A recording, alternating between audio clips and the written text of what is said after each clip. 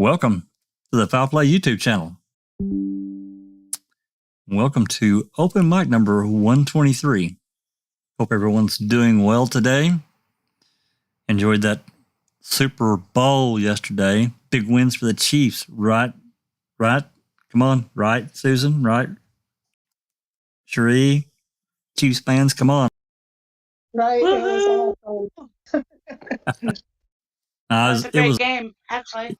It was a great game. And I don't think Philly can really hang their head too far down because they played a hell of a game. They did. So anyway, today we're going to be continuing on with our reading and discussion of the 2005 civil depositions that Avery filed. We still got a long ways to go.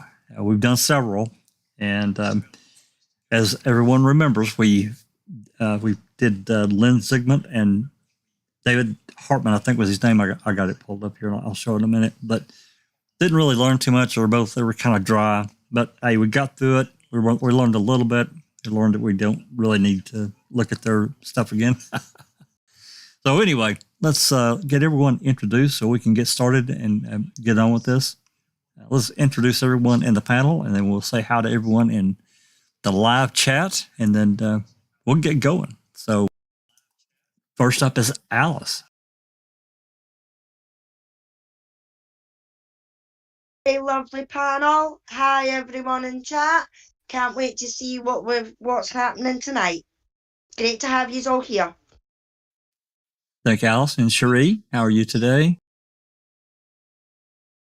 I'm pretty good. Want to welcome everybody to open mic and looking forward to it.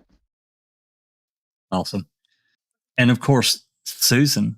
Hey, sugar. Hi, darling. Hello, everybody. I'm still dealing with my damn on-screen keyboard, so I won't chat much. It's a pain in the butt. Hey, it's time for an upgrade. Yeah, it sure is, Jack. There you go. There you go. Soon.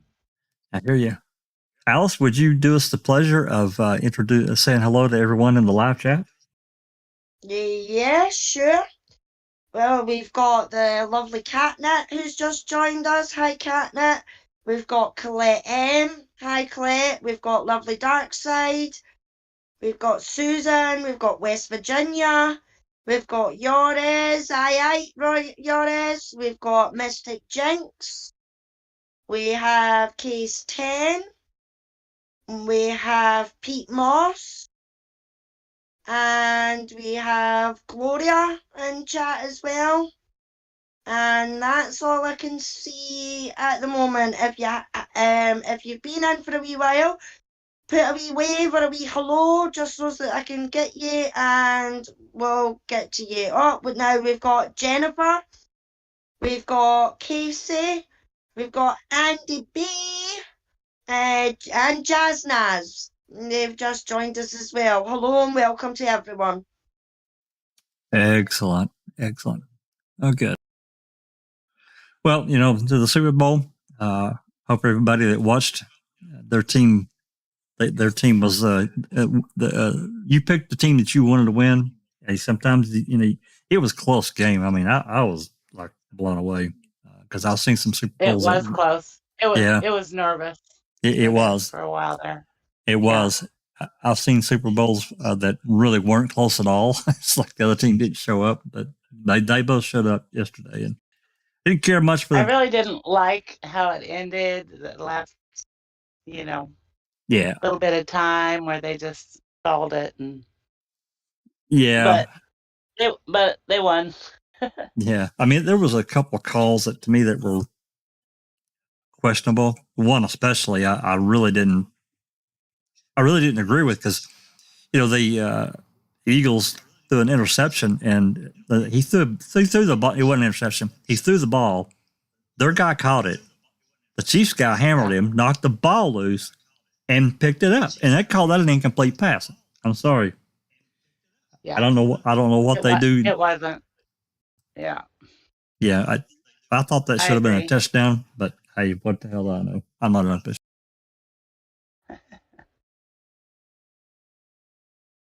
So let me get this pulled up here and we can get rolling. We'll take a look at, just right quick, we'll take a look at, just for just a brief minute, what we've done and where we're at and where we're going. This will, I promise this will only take a minute because July is pretty dry. Let's see here. July's pretty dry. Is that Pretty what you dry. said? July is pretty dry for depositions, but August is a different story. Oh, okay. Okay, this is the one that's going to pop in. This is the one we just finished. This is David Harmon. And then we're going to be doing Perry Kingsbury. That's next anyway. August 4th, there's 4 depositions. The first one was Don Bell. I've already looked at these and put them in order. And you can see it's 77 minutes. So it looks like that's going to be probably a little over an hour of reading or so, something like that. Larry Welnick, I guess that's how you pronounce his name, Welnick. Roger Meisner. And then the last one is Jill Mertens. I remember reading these long ago, but if you ask me who these people are, I can't tell you right now. I also know coming up in, let me see. Also coming up in August, on the next day on August 5th, we have Alan Klanzik, Leo Jadowski. We heard that Jadowski name. Mark Rohr. We've done Mark Rohr before.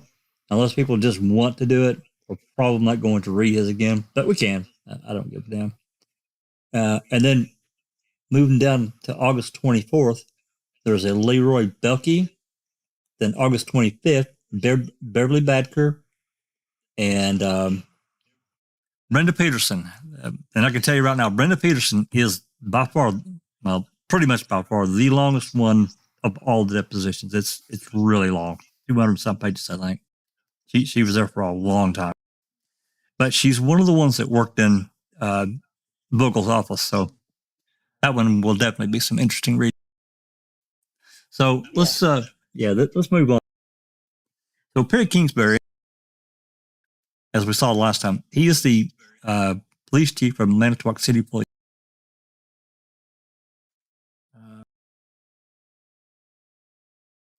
We'll look through the lawyers here right quick. Glenn and Kelly. Amanda Kaiser, she's on behalf of she's from a private firm, as you can see, on behalf of Vogel and Manitowoc City, or Manitowoc County. Of course, Baskin is always there. Amy Doyle. Remember me saying about this Amy Doyle that I thought she was a lawyer for the state, but I guess she's also from a private firm. Anyway, they're on behalf of Kasoric and Manitowoc. And we have a new one, James. I don't want to call him Wuss. I'll say Wiss. Okay. From the Manitowoc City Attorney's Office, on behalf of. I think I would pronounce it as Wise, James Wise. Yeah, that's that. Mm-hmm. He's there on behalf of the City of Manitowoc and the Manitowoc Police Department, and then also present, of course, Stephen and Jody. And we can see the examinations and we looked through the exhibits. There are a number of them. I'm still trying to get these. I would love to have these exhibits, all of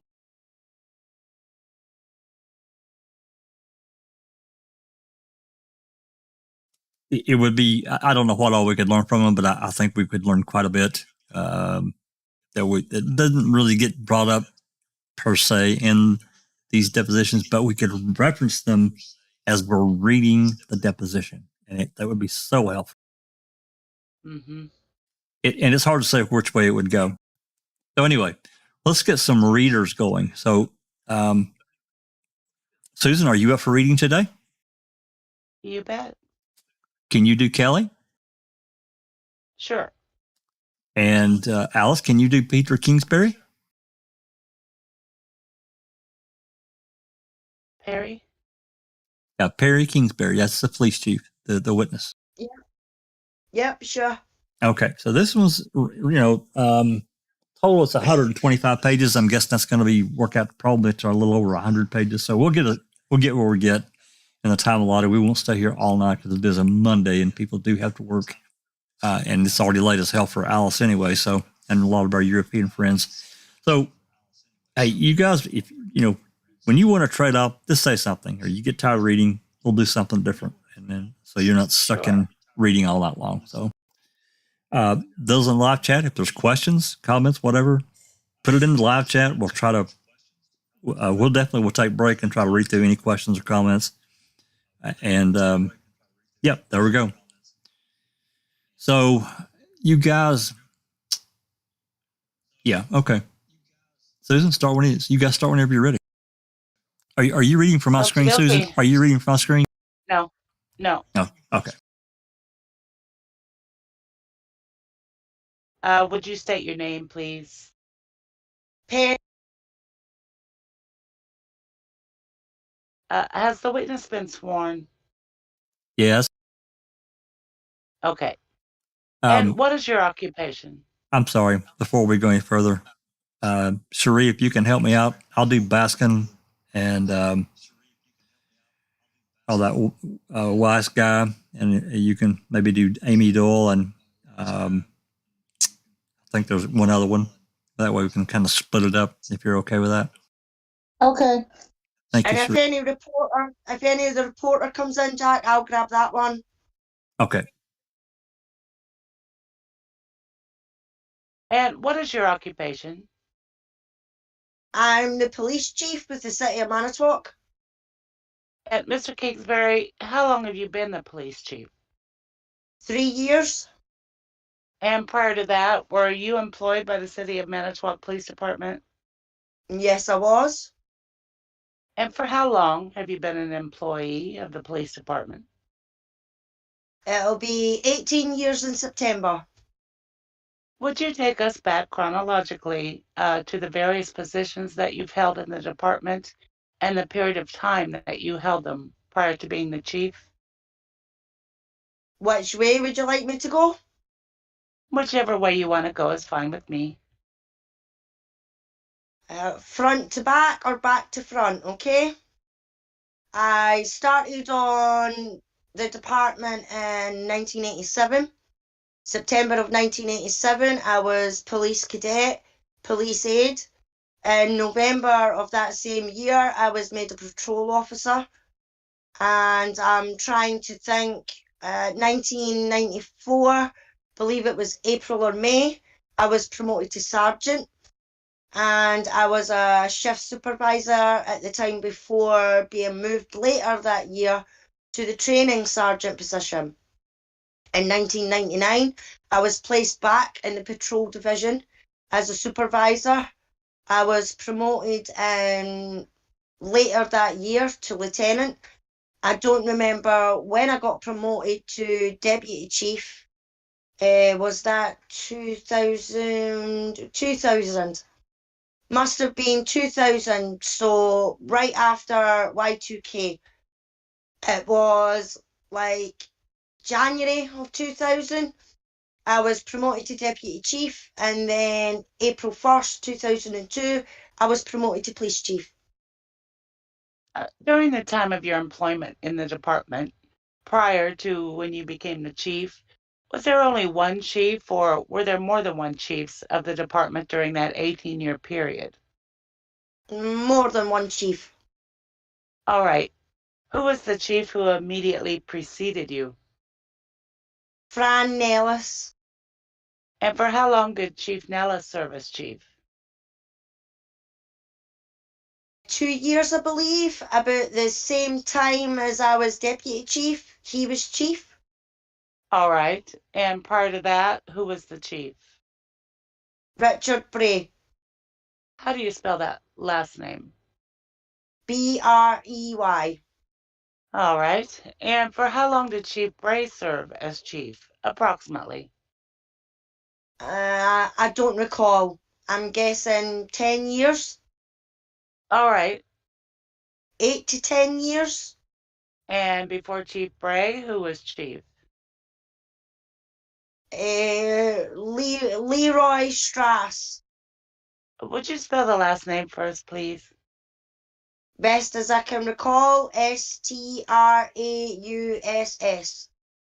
All right. And for about how long was he chief? He go back before your time? Yes, he hired me. During the period of time that you've been in the department, was there a Thomas Bergner who was the deputy chief? Yes. And for what period of time, if you can approximate it, was Thomas Bergner the deputy chief? He would have been deputy chief 2002. He was promoted. I promoted him to deputy chief. And then when he retired last year, I believe. Before he was deputy chief, what positions did Mr. Bergner hold? He was captain of detectives, detective sergeant, and those are really the only positions I know that he held. But he would have been then probably a detective prior to that and a patrol officer. That's the normal, or that's what the normal progression and basically the positions available.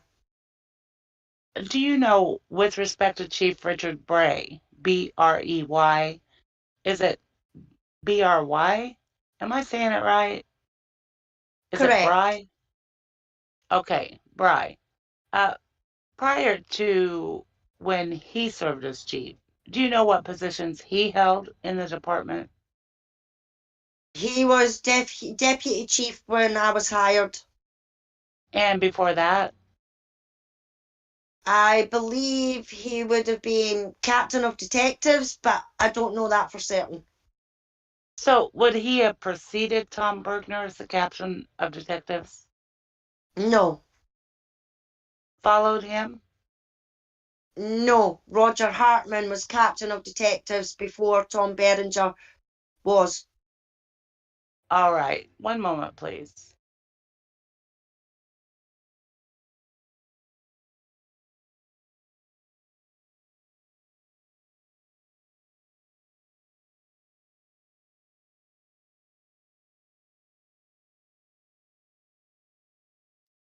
Sorry about that.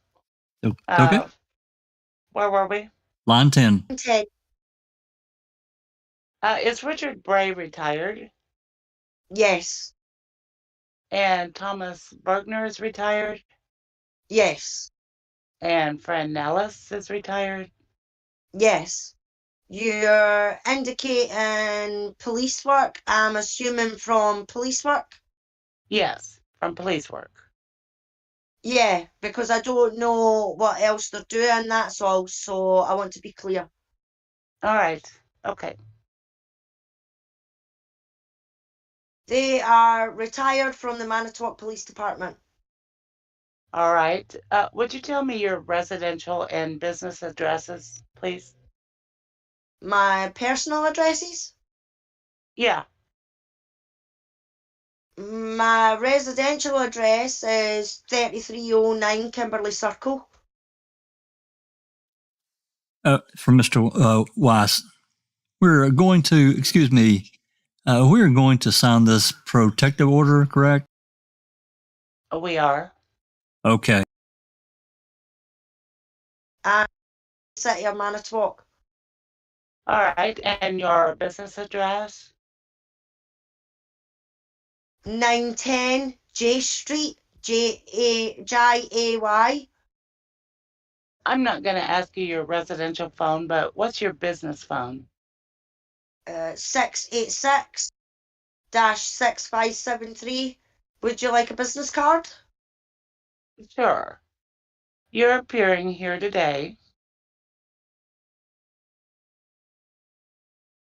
They're not get out of jail free cards, so just have to tell people that and be careful who you show them to if you get stopped in Manitowoc, because you never know. Sorry. That's Well, okay. You're appearing here today by virtue of a subpoena that I issued. Yes. Can we mark this as whatever the next exhibit number is? Exhibit 58 identified. I'm going to show you what's been marked as Exhibit 58 and ask you if that's a copy of the subpoena pursuant to which you're appearing here today. Looks the same, yes. All right. Hang on to that because I'm going to Okay. ask you some questions about it. You're also appearing in your capacity as custodian of the records that you brought with you today. Is that right? That's correct. Did you personally gather all of these records, or were there subordinates within the department who worked with you in gathering the records? There were subordinates within the department that worked with me to gather the records. And then they brought them to you? You reviewed them and brought them to us today? I did not review all of the records, but they explained to me what was contained within the majority of the files. As you look at the subpoena, are you satisfied that everything that is called for by the subpoena has been produced today by you as the custodian? Yes. And to your knowledge, are there any documents or materials called for by any of the paragraphs in the subpoena that meet the subpoena that you for some reason did not bring with you today? No. And as I understand it, you brought 4 boxes of documents with you today. Yes. All right. Some of those documents we've withdrawn from the boxes, and I'm going to be marking them as exhibits and asking you some questions about them. And then when we finish with the documents, we'll go off the record and talk about the other documents that are in the boxes. Okay. So if you'd mark that as 59, please. Chief Kingsbury, I'm going to show you what's been marked as Exhibit 59. I'd ask you to tell us what that is. This is a printout of the records at the Manitowoc Police Department for Gregory Allen. And when you say it's a printout, what is it that's printed out on the face of the various sheets of that document? The first column indicates whether it would, the type of contact that it would have been. Citation, filed warning. If that has a letter followed by a number, that would be an incident report. And the numbers would indicate the year of the incident report. And we share our record systems with the Manitowoc County Sheriff's Department. So we've redacted all of that information and the jail. Anything that's blacked out would be their information. The next column is the date that it was reported. Third column being the date that it was disposed of. Not quite sure what the C is. Has to do with how the case was resolved. Whether it was, guilty, not guilty. There's a number code for that. No idea what the BA stands for. The UCR coding is the next column, and then a description of the incident or the contact. And the last column has, second to last column has the statute number that would, whether it be an ordinance or state statute number, that would refer to the contact. And then the last column is whether they are an adult, juvenile, or other, I believe. You said in your testimony just now that you, referring to the Manitowoc City Police Department, share the information system with the Manitowoc County Sheriff's Department. Is that right? Yes. For how long has there been in existence the sharing of the information system with Manitowoc County? I don't know for certain. Give me your best estimate. I believe it started in 1983. Holy shit. Uh-huh. Really? Yeah. What? Peg. Hello, Peg. Since 1983, they've been sharing information with the county. But Wow. they didn't know Greg Allen. Right. I want those trial transcripts. So do I. Lack of communication, that's what Peg What's said. that? I said lack of communication is what Peg said. I think there's That's a problem. Yeah, a Mhm. huge problem. And yet he's just sat there and told them, oh, we've been doing it since 1983. Yeah. So as they're sitting there today, that'd be 17, 22 years, basically. Yeah, 2000. Wow. Yeah, 22 years. Yeah, it's 2005. All right. No, it's to 2005. Yeah, you're right. Yeah. Mm-hmm. All right, continue on. Now, line 9. All right. And what's the basis for that belief? In my experience of looking up records, that's when this record system began. All right. Quote unquote, this record system, referring to the kind of summary that's contained in Exhibit 59? Yes, You said with reference to page 1 of Exhibit 59 that there was a number of blacked out entries, and I believe you referred, I think, to the jail. Is that correct? correct. And tell me what you mean by that. What is it that's been blacked out, and why is it blacked out? It wouldn't be my record from the Manitowoc Police Department. That's so we black it out. Well, certainly Exhibit 59 is your record, right? The exhibit itself is your record. So your records contain information from Manitowoc County. Yes, Is that correct? yes. Okay. Do you have the original not blacked out with you today? No, I don't. Well, let's go off the record for a minute. Off the record. We are back on the record. Chief Kingsbury, with respect to Exhibit 59, while we were off the record, we were discussing the redacting. Would you tell us, for the record, what your understanding is of why the redacting was done, excuse me, and what we're trying to accomplish now to get an unredacted record? I told the record clerk that pulled the reports out of the files to redact the information that wasn't the Manitowoc Police Department. So the top portion here would be the jail, and anything after the last M entry would be the Sheriff's Department. That's the way the record system is differentiated. M for Manitowoc, S for Sheriff, and J for jail. And it's an alphanumeric system that it comes up in this record system. The record clerk would have printed out the master file, look up to get the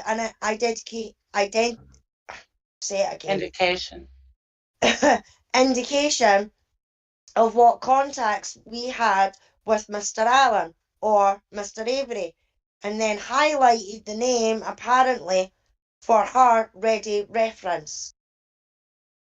And then, as she collected the document, highlighted the documents, and then, as she collected them, marked them with a check mark. And you also made reference to certain kinds of highlighting. What is that highlighting, and for what reason was it done? Yeah, this highlighting in the pink, Yes. that would have been, I'm speculating, but I'm guessing that was to highlight all the Manitowoc contacts. All right. And the writing at the bottom is my writing as a note to myself, to know that the reports were on microfilm from 83 to 88, and that there was one original from 2003 that was unavailable that we brought along? Let's mark this as Exhibit 60, please. Chief Kingsbury, in your last answer, you made reference to handwriting of yours on a particular document that bears dates 83 to 88. I'm going to show you Exhibit 60 and ask you to tell us what that exhibit is. This would be a printout of our record for Stephen Avery. And again, as the printing on the bottom was a note to myself to show that the reports from 83 through 88 were on microfilm. All right. And if you go back to Exhibit 59 for the moment, there's also a handwritten note on that. And what does it reflect? It reflects that the reports are on microfilm. Okay. Now, let me ask you generally, with reference to how the information reporting system worked. If you were an investigating officer, let's say in 1985, investigating a crime, and you were employed by the City of Manitowoc Police Department, and you wanted to know everything that was in this system, either from the city or from the sheriff's department about the particular suspect, what would you do to get that information? I don't know in 1985 what they would have done. I wasn't employed. 1987. Okay, sorry. I mean, I don't mean to, because I don't know if they would have done that or not, that's all. That's fine. I'm really wanting to know how you would pull up information. How we would get in to get the information, okay? You would sign on to it's called an AS400, and it's an AS400 database. After signing in your username and password, then there's a main menu that comes up.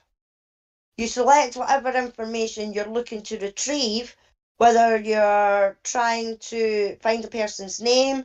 The system is all menu driven. So you would go to one section, I believe it's number 2, to look up a person's name. Once you found the person's name, verified their date of birth, then there's a master name index number. That would be this number up here in this case. Pointing to the upper left-hand corner of Exhibit 59. 020796. You would then go out of you would then go out of the name inquiry and then go into one of any number of lookups depending on what information. This happens to be the master file lookup, giving you all the information.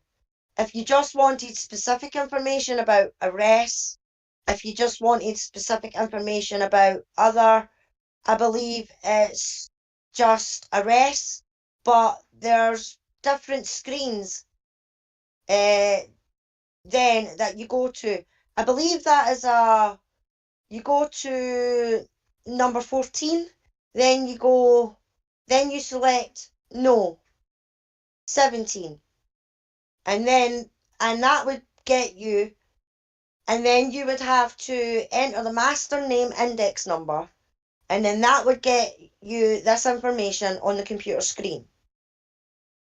As far back as your knowledge goes, that is to say 1987, would it be fair to say that if there was a particular person who had contacts with both the Manitowoc County Sheriff and the City of Manitowoc Police Department, if you knew that person's name and date of birth, you could get all the contact information out of the system? Yeah. All right. If it was entered, yes. Okay. Now, as I understand it, in response to the subpoena today, and in particular, in response to paragraphs 1 and 2, you brought with you the underlying microfilm to which you refer in your notes on Exhibit 59 and 60, with respect to all of the incidences involving Gregory Allen.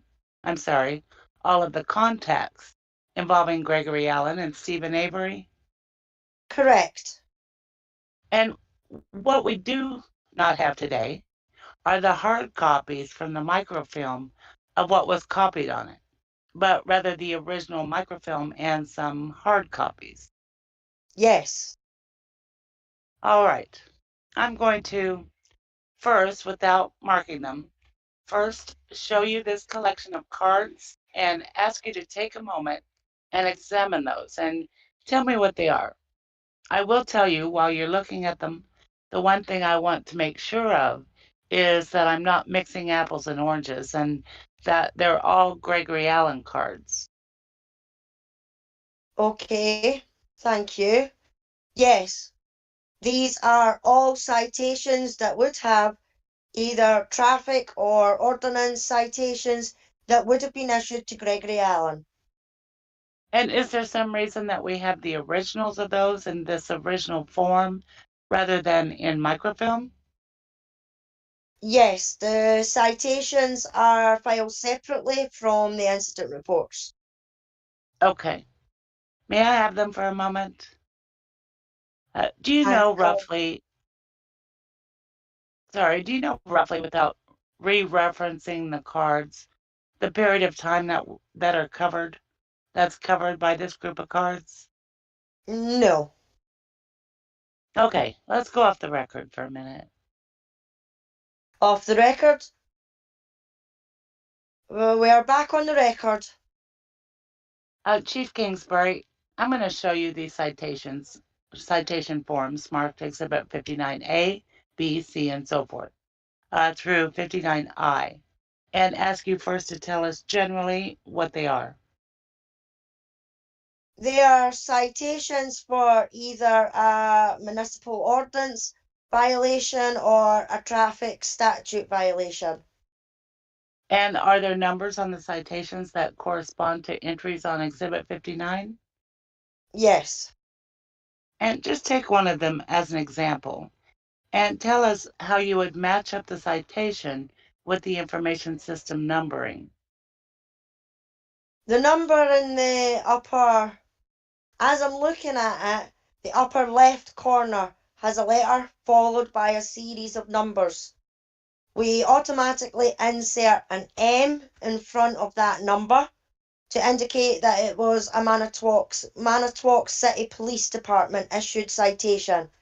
And then I would go down to the next letter, then J, and as the alphanumeric system works, looks for the 448067, and it's right there.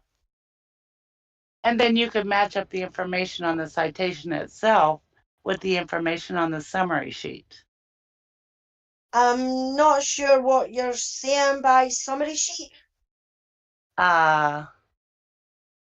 This is, Exhibit 59. yes, Is there a phrase of art that you use to describe the page 59 or Exhibit 59?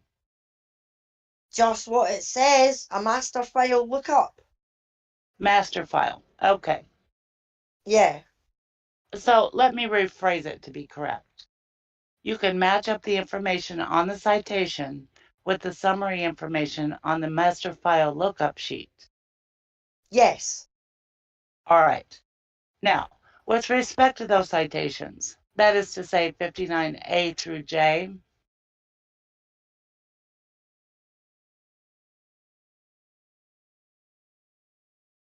Miss Kaiser, it's I.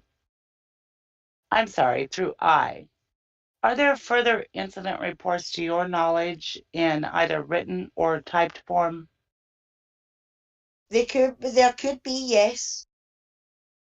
And as to any of those, would we find them in the microfilm files?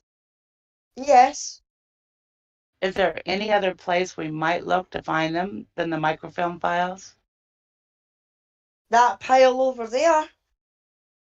That pile, referring to the folder that's entitled Record Requests? Yes. All right.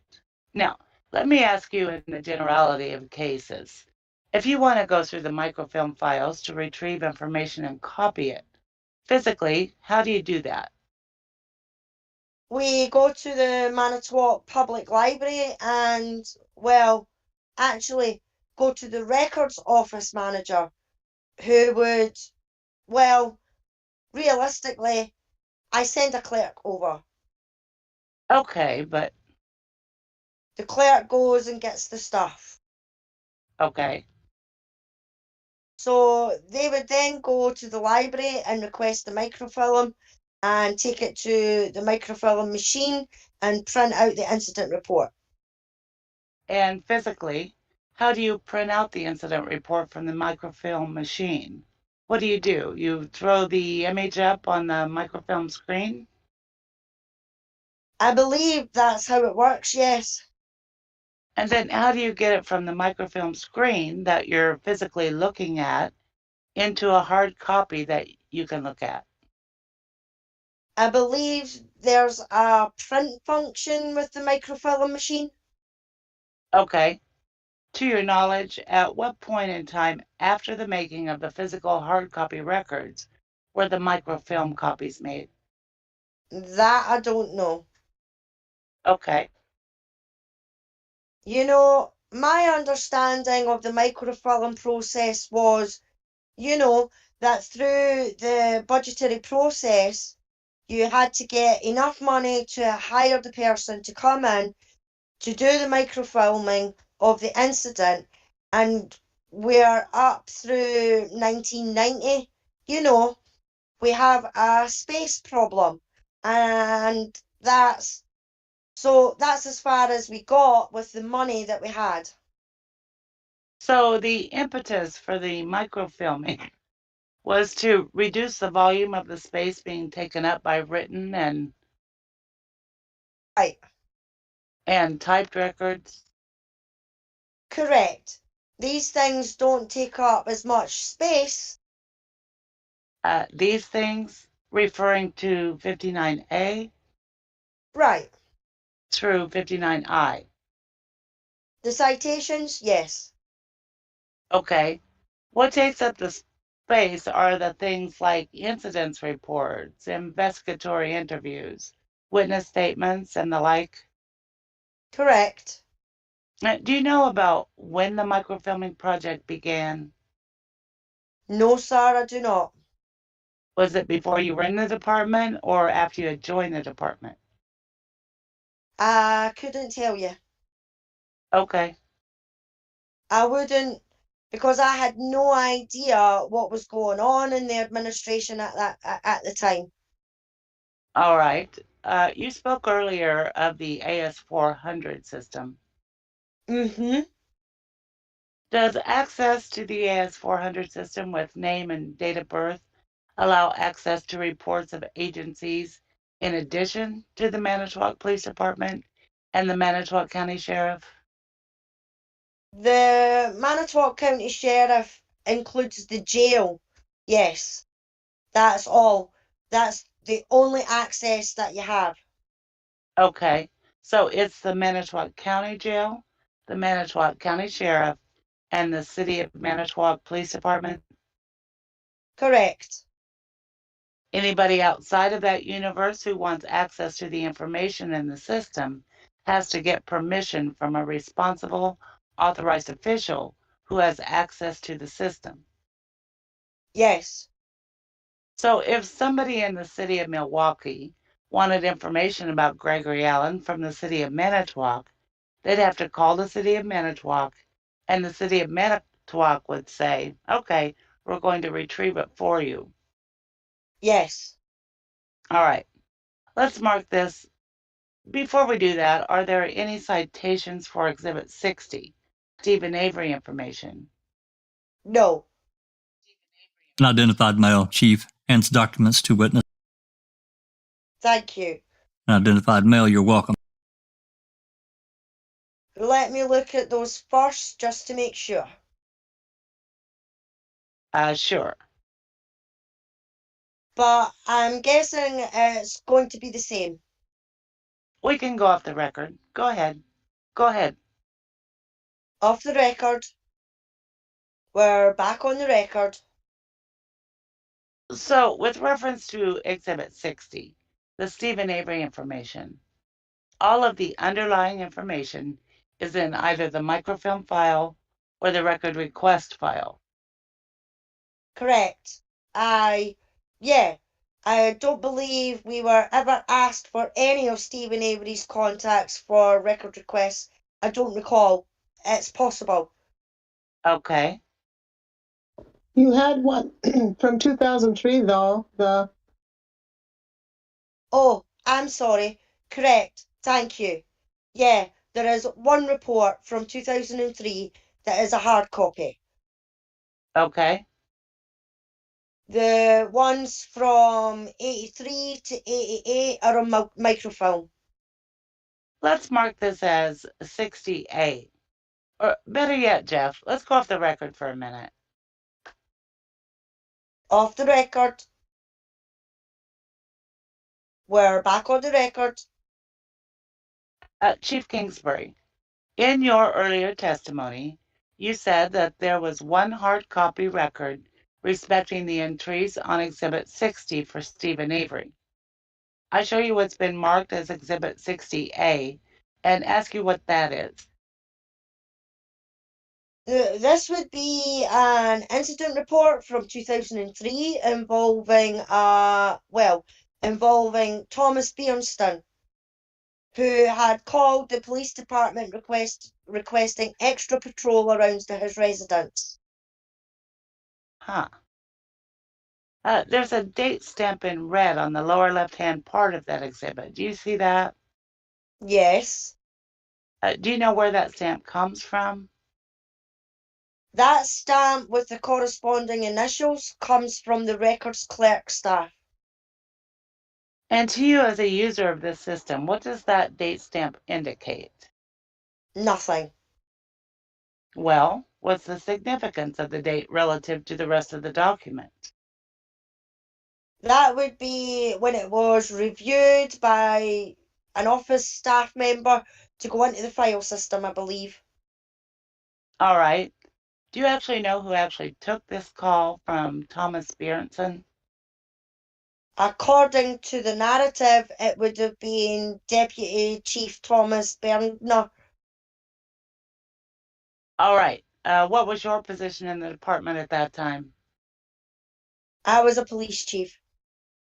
Do you have actual knowledge of whether or not the first information in September of 2003 that Thomas Bergner received that Stephen Avery had been exonerated by DNA is the information reflected in Exhibit 60A? No, I do not. Do you have any recollection of whether or not on or about September 9th or 10th, Thomas Bergner came and spoke to you about the information that Stephen Avery had been exonerated? I don't recall when he came and talked to me. It would have been around that time. Who was present for that conversation? It would have been well, I don't know for certain, but I'm guessing it's only going to be Tom and myself. Was it in your office? Could have been. You don't recall? No, I don't recall. About how long was the conversation? I don't recall. More than a half an hour? We probably would have talked for about more than just this, so I don't know. I'm just asking about just this. Yeah, The exoneration of Stephen Avery. I don't recall. So it may have been the conversation about Stephen Avery's exoneration may have been more than a half hour in length. Could have been. Could have been more than an hour. Probably not. Somewhere between half hour and an hour. I don't recall. Let's pause right there for just a second. Line 21. What? Suddenly he's got a pretty good memory actually, thinking about everything that he's relayed. And all of a sudden Bergner comes to talk to him after Avery's exonerated. He wants extra police. He can't really recall anything about the conversation.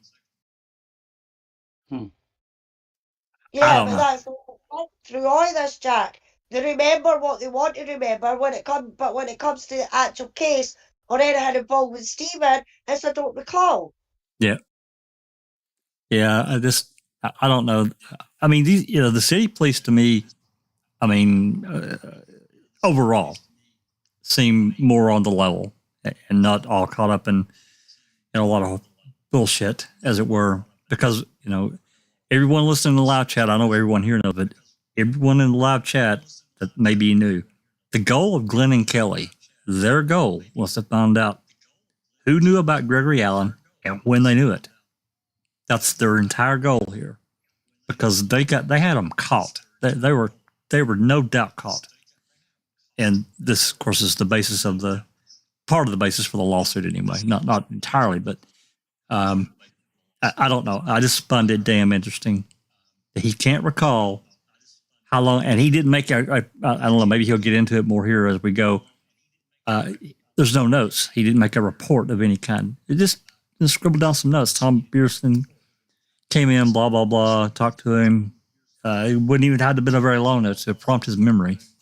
I find it really, given everything he's talked about and the detail in which he's talked about it. He talked about the AS400 system. I've told you guys last time, I used the AS400 system at length. And a really good thing about the AS400 system, it's highly customizable. And I'll bet you to this very day, I'm sure there's been improvements, that there are still organizations, and I'm talking about companies and so forth, that still use that system, because it's pretty damn solid. I can really only remember, out of years of use, unless they took it down for a patch or something, it never crashed. It always worked.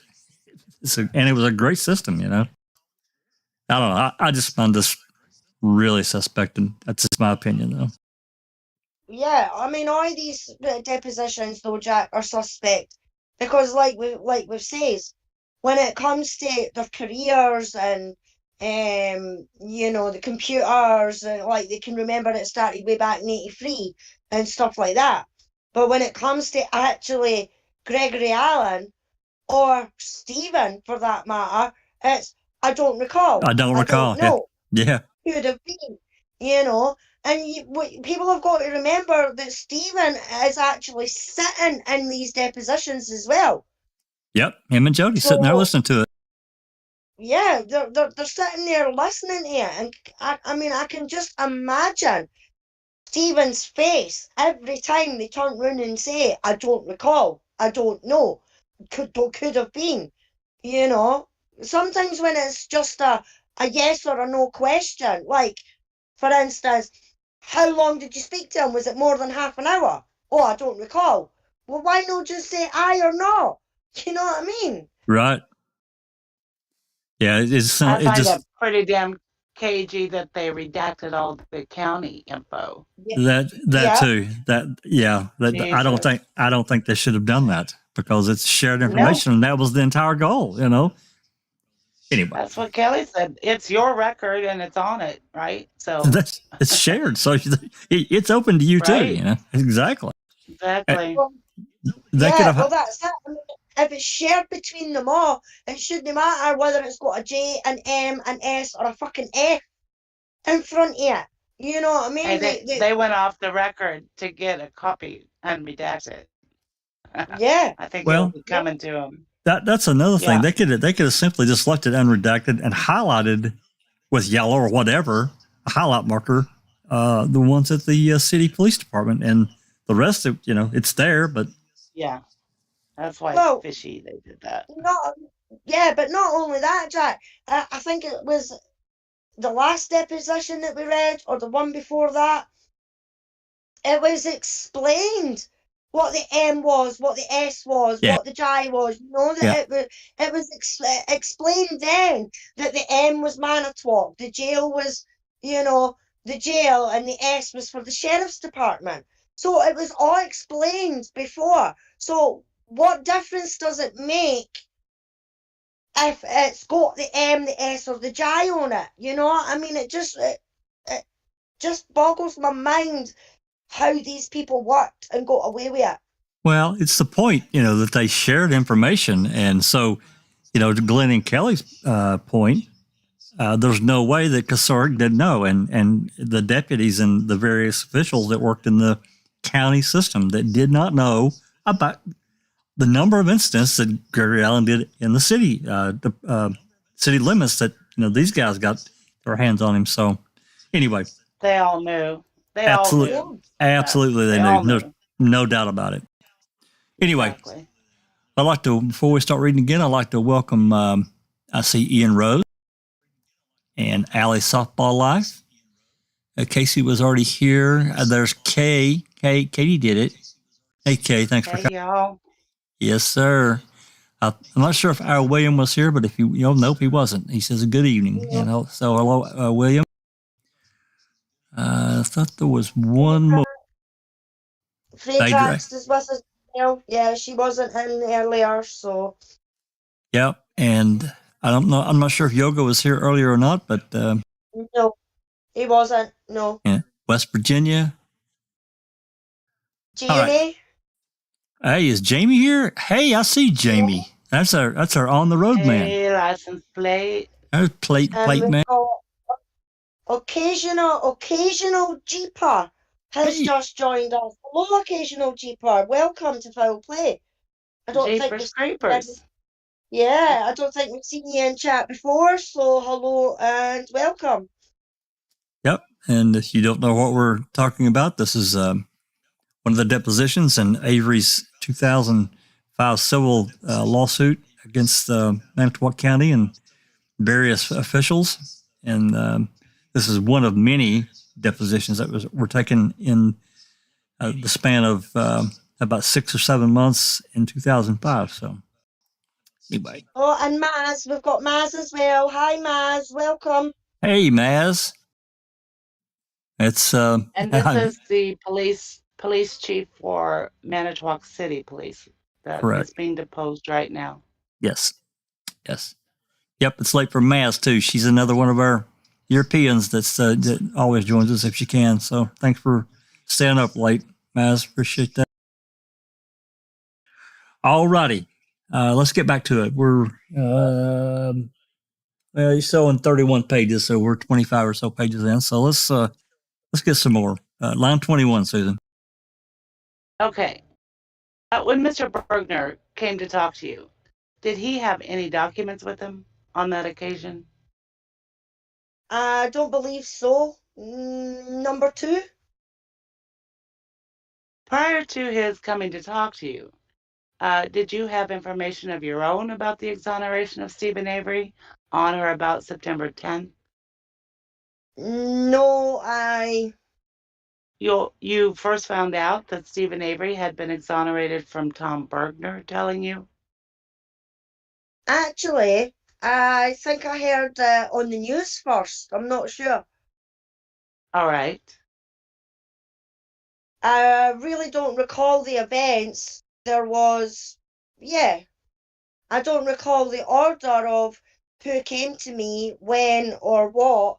I recall that before the news came out that we had received a call from Mr. Bernstein, and Is that the call you referenced in Exhibit 60A?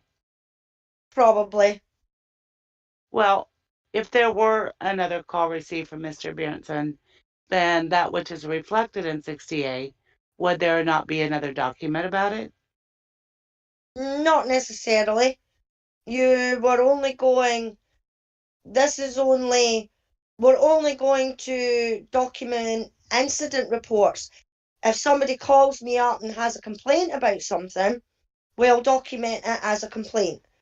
Again, I didn't take Mr. Bernstein's call. I remember that he left me a voice message, and I believe that I had asked Tom Bergner to take care of that. I don't remember what was going on at the time, but it's not unusual for me to delegate work to other deputy chiefs.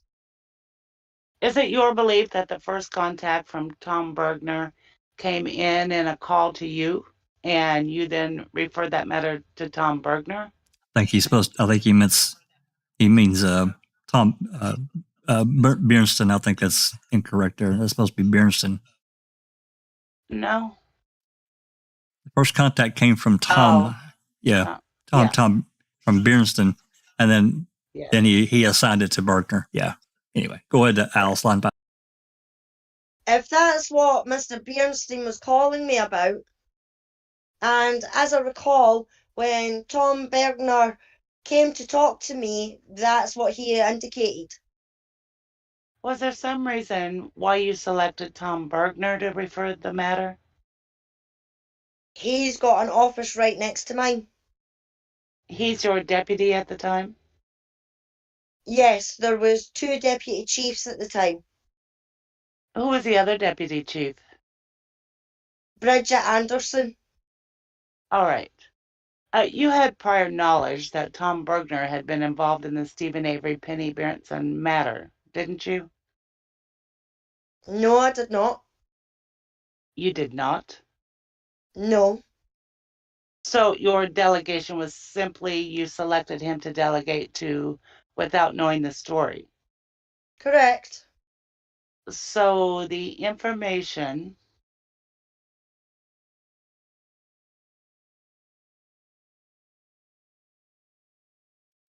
I'm not sure why. Alice. Yeah, I'm not sure why the witness is addressing this, but it's you, Alice. Addressing, entering unidentified mail. Perfect. I think, hey, you got it all? That No, thank you. okay. Sorry. The information that you received, which first informed you about the Penny Berenson assault, Stephen Avery and Gregory Allen, came to you from 2 sources, Tom Berenson and to the extent of his message and whatever Tom Bergner told you. Tom Bjornston never mentioned anything about the case. He just asked to talk to me. That was the extent of the voice message, as I recall. That means then that all of the information provided to you initially by any person came from Tom Bergner. Correct. All right. Well, yes, let's do this. to the best of my knowledge. Okay. Sorry. Could I have 59, please? He's parsing a hell of a lot. I'm sorry, he is, but Yeah. I don't know. Maybe that's a failure of his memory, or I don't know. It's just weird because he really hadn't parsed on anything else until we got to this. He's been pretty straightforward. So anyway, Yeah. you guys go ahead. I'm going to, let's mark this 59A. We have an A. Oh, don't mark it as 59A.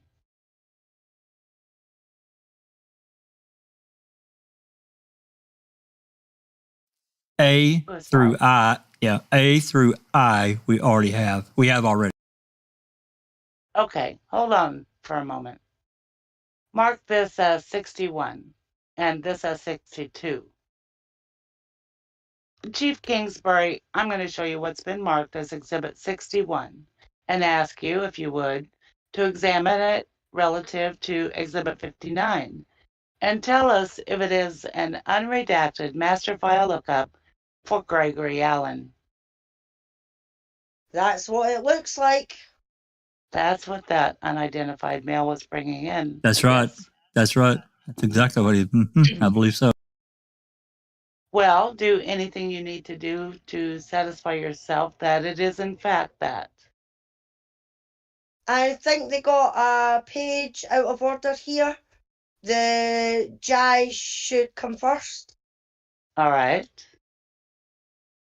That would be these J records that I believe were redacted.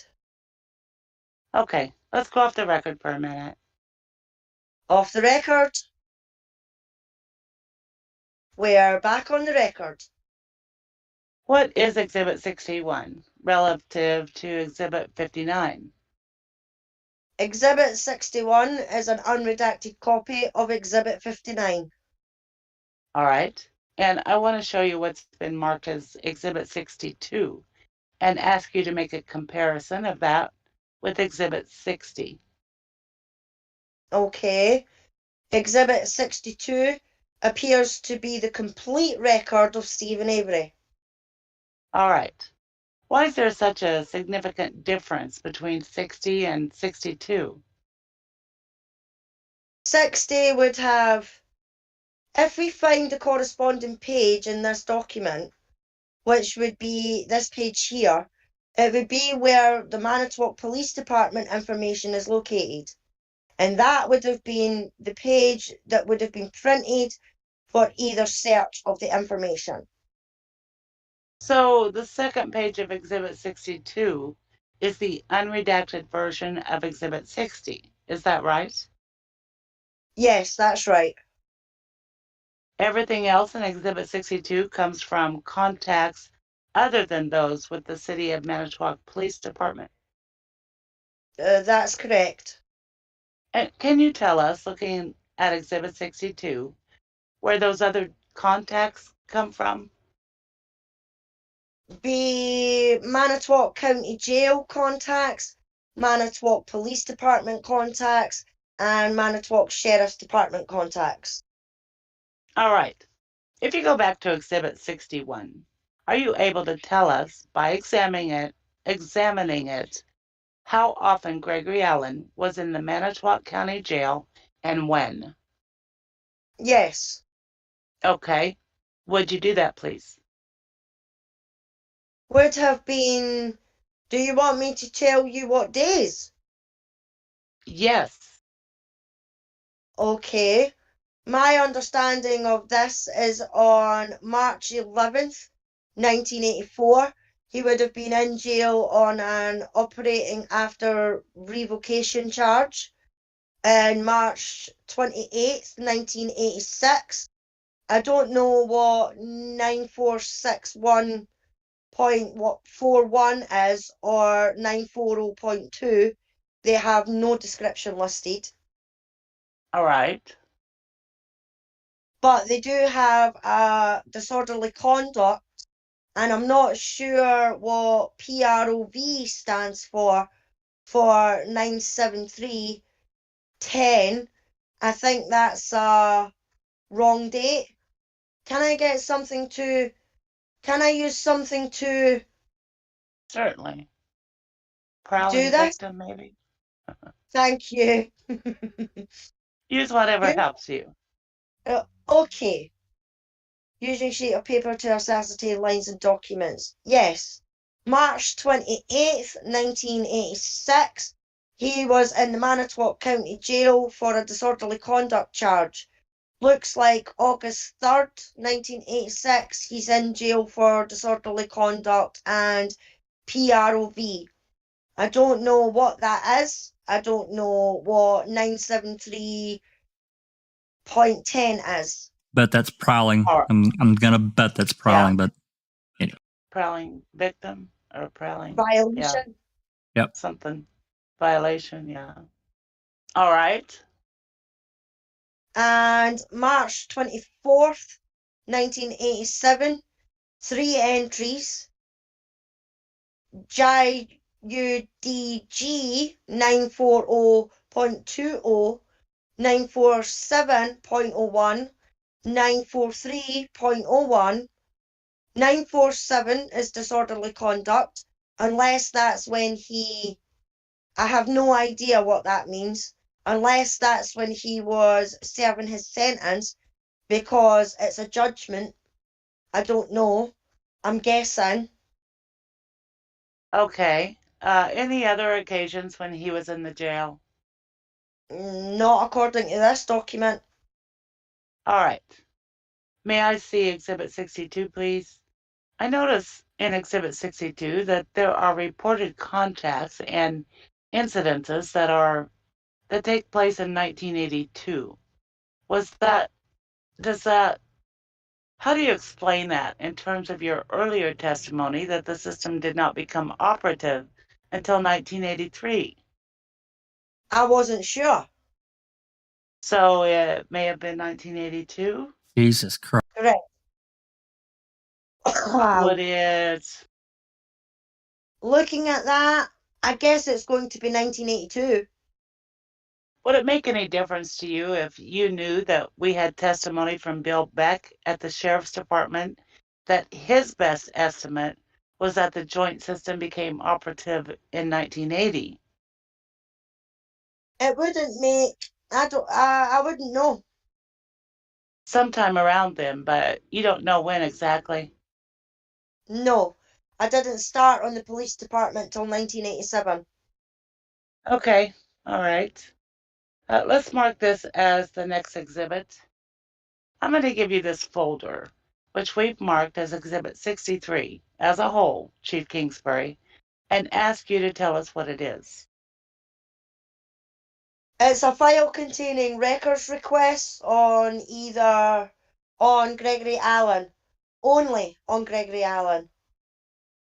And in response to record requests, were documents obtained from the microfilm records concerning Gregory Allen? There was a. Can I use a thing to keep this with this one? Paperclip? Sorry. Sure. Okay. I'm sorry. Your question was? My question is, were those records put together by obtaining from the original microfilms hard copies of contact reports involving Gregory Allen? Yes. Who did that? One of the records clerks.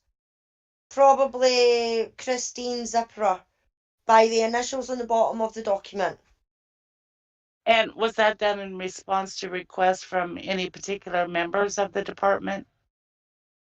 No, it would have been from the individual making the request. Well, are you saying that the individual making the request contacted Chris Zipper? I'm trying to figure out Sure. how in the department it got to Chris to make the copies. A person would come to the police department and Sorry, would Alice. ask for a records, whatever, in order to make sure we understand what they want. We give them this form to fill out. Quote unquote, this form, referring to the white pages? Correct. All right. This form then goes to Christine Zipperer or another clerk. Christine is the one that normally does these, and then there have been other clerks that have done it. They pull the records and then they bring them to a deputy chief or myself to review to ensure that the records can then be released. And are you able to determine from looking at the materials in Exhibit 63 the point in time when the record requests were made? Yes. Tell us when those were, please. This request was made June 7th, 2005. This request was made May 25th, 2005. This request was made September 12th, 2003. And there's two other pieces of paper indicating that similar requests were made about that time. But these papers are not around. Oh, wait a second. Right. And this packet looks like it's the record request for that was on September 12th, 2003. Whose request was that? The Milwaukee Journal Sentinel. And to whom was that request initially made, if you know? Well, the request is to the police department.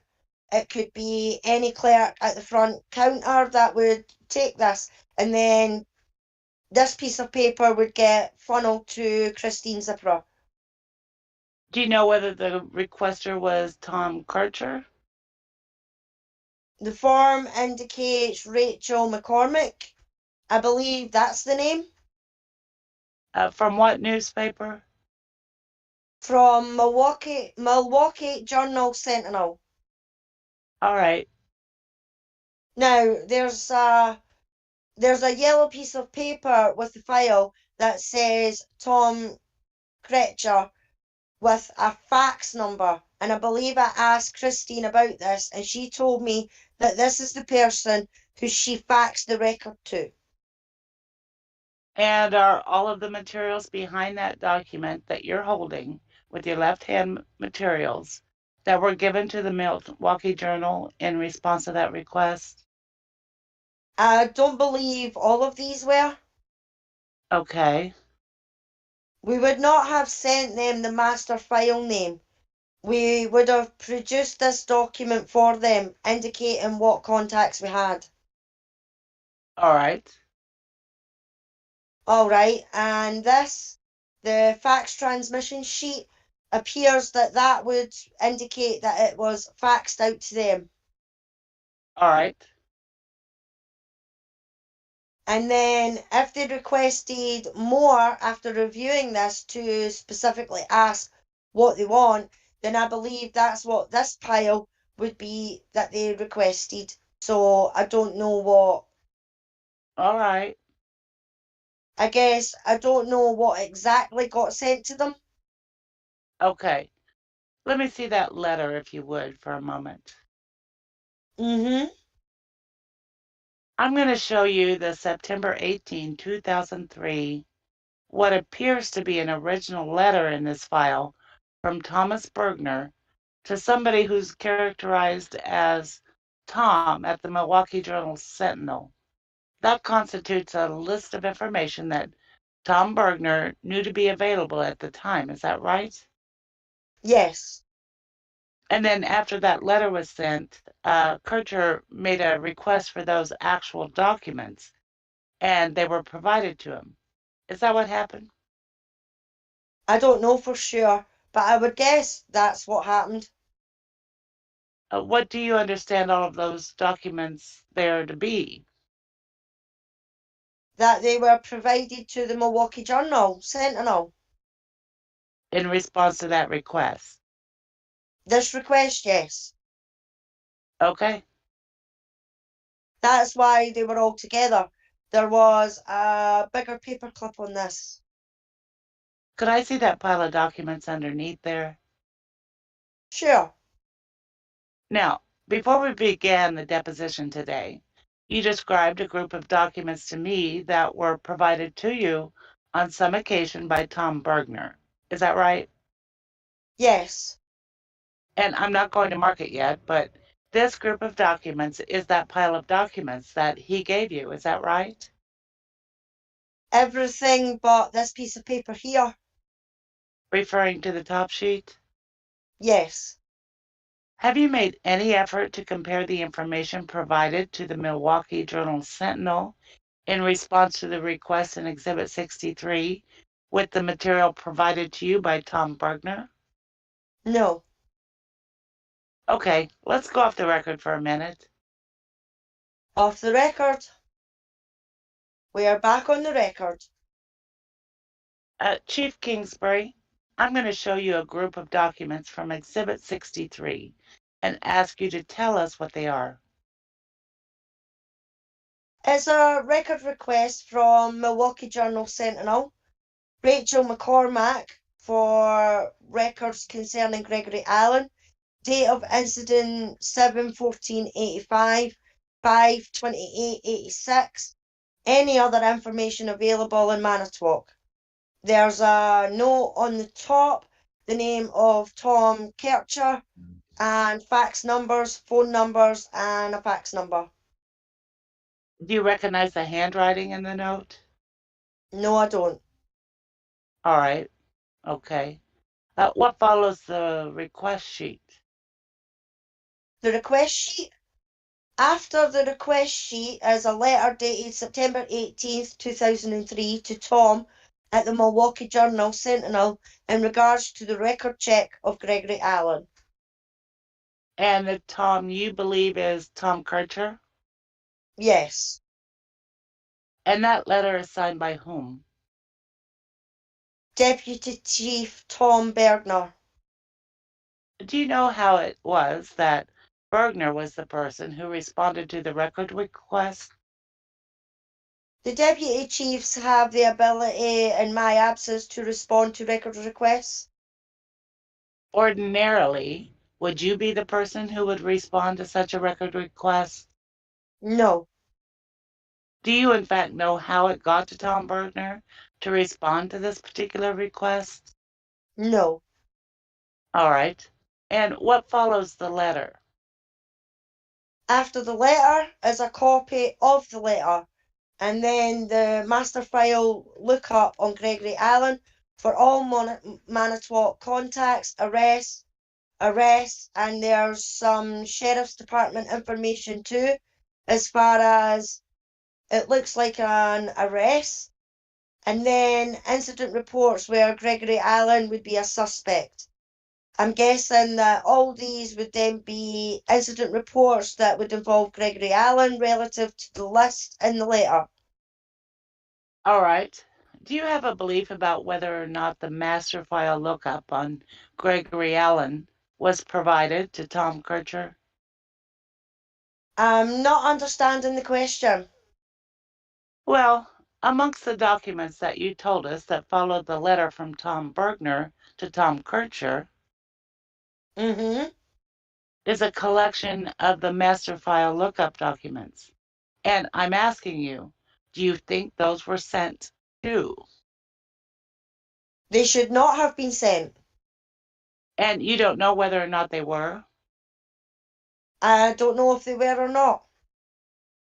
All right. Why shouldn't they have been sent? Are they not a public record? We create this document for the public to better understand it. Now, if we sent them that, I don't know that the average person would be able to understand what's there. So we make it simple for the public. Oh, fuck you. Sorry. Well, I'm right with you there. And so everyone understands what they're talking about. This is an open records request. It doesn't really kind of say that, but this is a Freedom of Information Act open records request. Yep. We make it simple for the public. Uh-huh. Go ahead. In the contact and incidents reports that follow the letter from Bergner to Kircher, there's a significant amount of redacting. Do you know who did that and why? The person that released the report would have been responsible for any of the redacting because they would have made a determination after reviewing the report that that information should be redacted. Did Tom Bergner advise you that he was giving these records to the Milwaukee Journal Sentinel and that he had been talking to a Journal Sentinel reporter about the Stephen Avery, Gregory Allen, Penny Beertson sexual assault? I don't recall. Of course not. Of course not. You don't know whether or not he talked to you about that? About releasing records? No. Specifically to the Milwaukee Journal Sentinel? No. About his conversations? Did he tell you about his conversations with Tom Kircher? No, he didn't.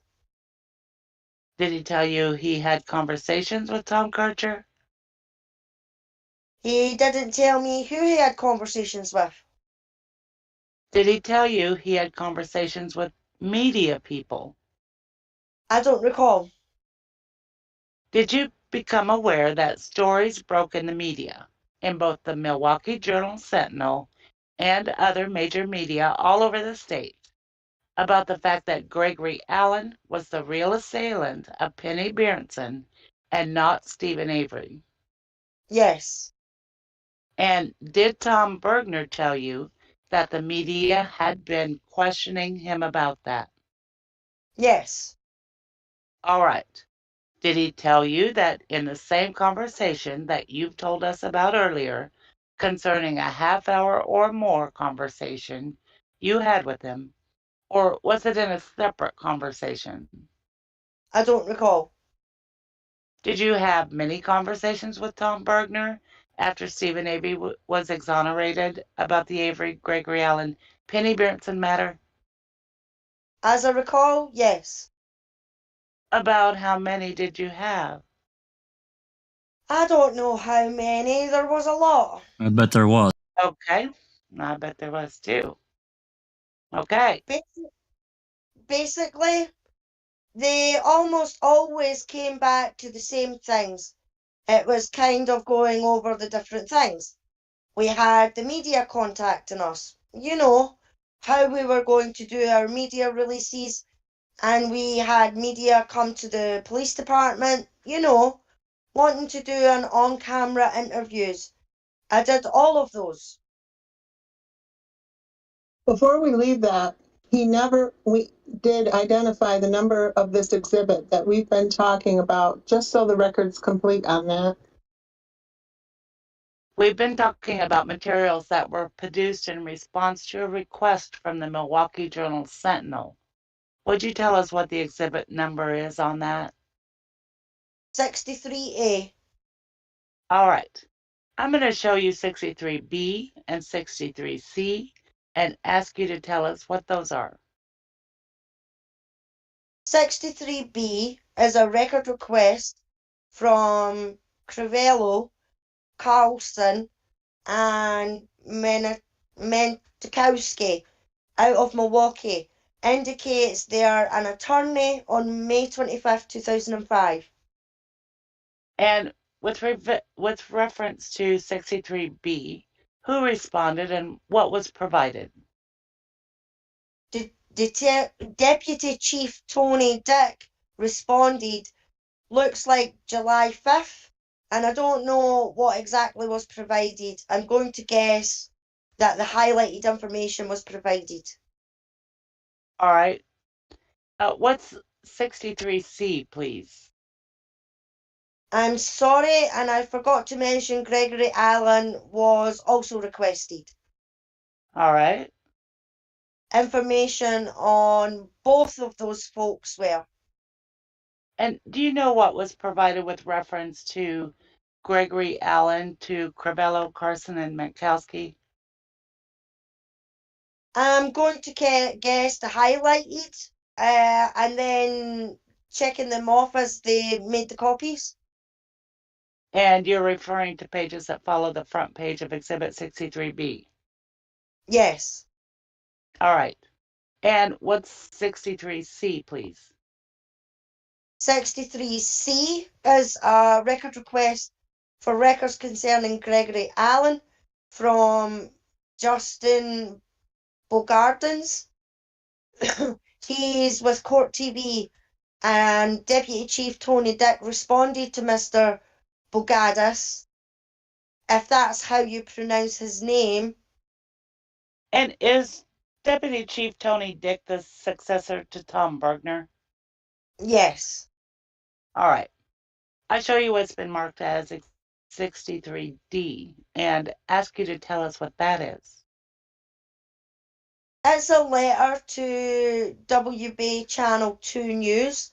Copy of the letter with notes on it saying that the same copies were sent to the Channel 2 News as were sent to the Milwaukee Sentinel, and I would have released those records.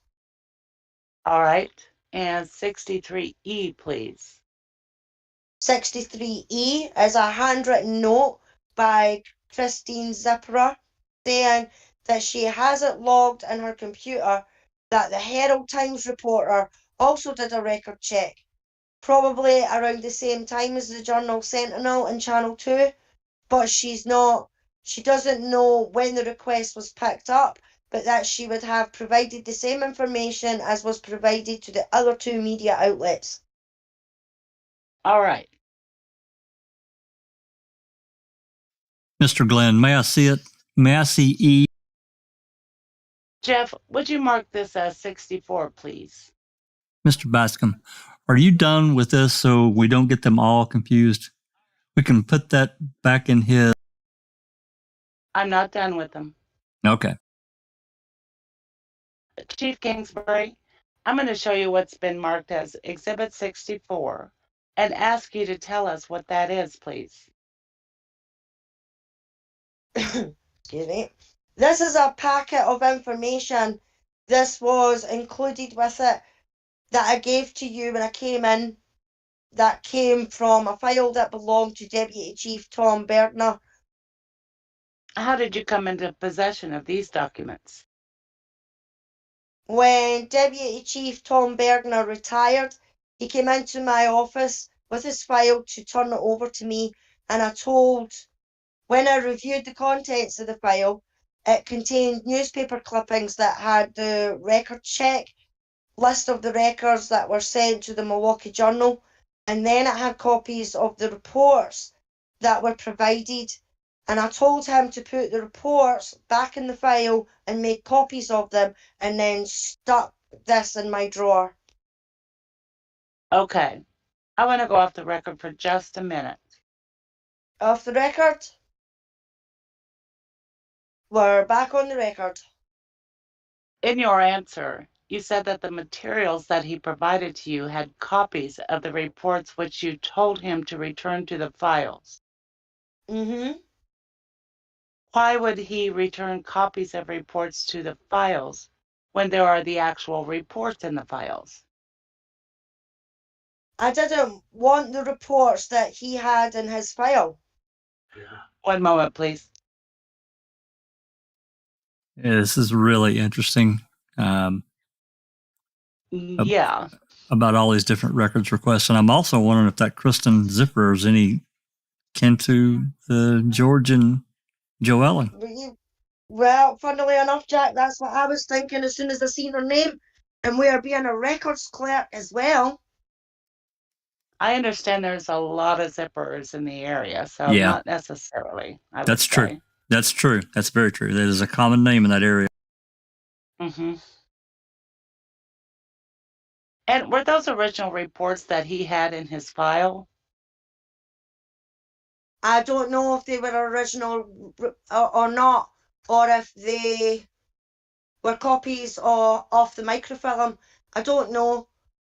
Or copies of originals. I don't know. So Exhibit 64 is actually your copy of whatever he had and handed to you. Correct. And these markings on Exhibit 64, particularly on this first page, red and yellow markings, whose markings are those? I don't know. I believe the only markings that I recognise is where it says incident and indecent exposure, which is next to the line for surveillance. And then I don't know who wrote in red the report numbers. I don't know who put that. But this was looks to be a document then that I used for the media when they were asking questions about the surveillance that we were conducting. Surveillance the department was conducting on Gregory Allen. So your testimony is that these top 2 pages of Exhibit 64 are not Tom Bergner's originals, but rather are your copy of his documents with markings made by you or others. I don't know that for certain.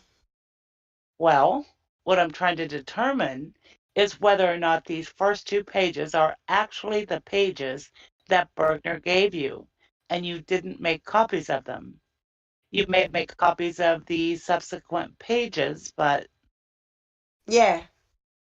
you don't know. I don't know. Okay. I don't know. Pink paper? Oh, is pink the general color of the copy paper? Yes. Okay. That's why, as they brought back those other copies, we do everything in pink. I shouldn't say everything in pink, but we generally use pink. Well, were the documents that Bergner brought to you in pink? No, I believe they were in white. Which would mean they were originals. I don't know what that means. I can't say for sure. What? You've just said the copies are in pink. Not always, he said. Yeah, but not always. Usually. Yeah. Kind of sometimes. And you don't know why you would tell him to put copies of originals back in the drawer, other than the fact that you didn't want his file? That's correct. Why didn't you want his file? I wasn't around at the time. It was his file. If they were originals, he shouldn't have had them, should he? They belonged in the files. Isn't that right? Not necessarily. Why not? Well, if it was copied to microfilm and he wanted to keep them for his file, he could have done that. So he was keeping a file, to your knowledge, he was keeping a file on the Gregory Allen assault of Penny Berenson outside of the ordinary filing system for the department? Ms. Kaiser, object. I don't think that's what he just said. Ms. Doyle, I'll join. He can answer the question. Go ahead. Mr. Bascom, I think it also calls for speculation. You can answer. There are more incidents in here than the Penny Bernstein assault, so I can't draw that conclusion. Okay.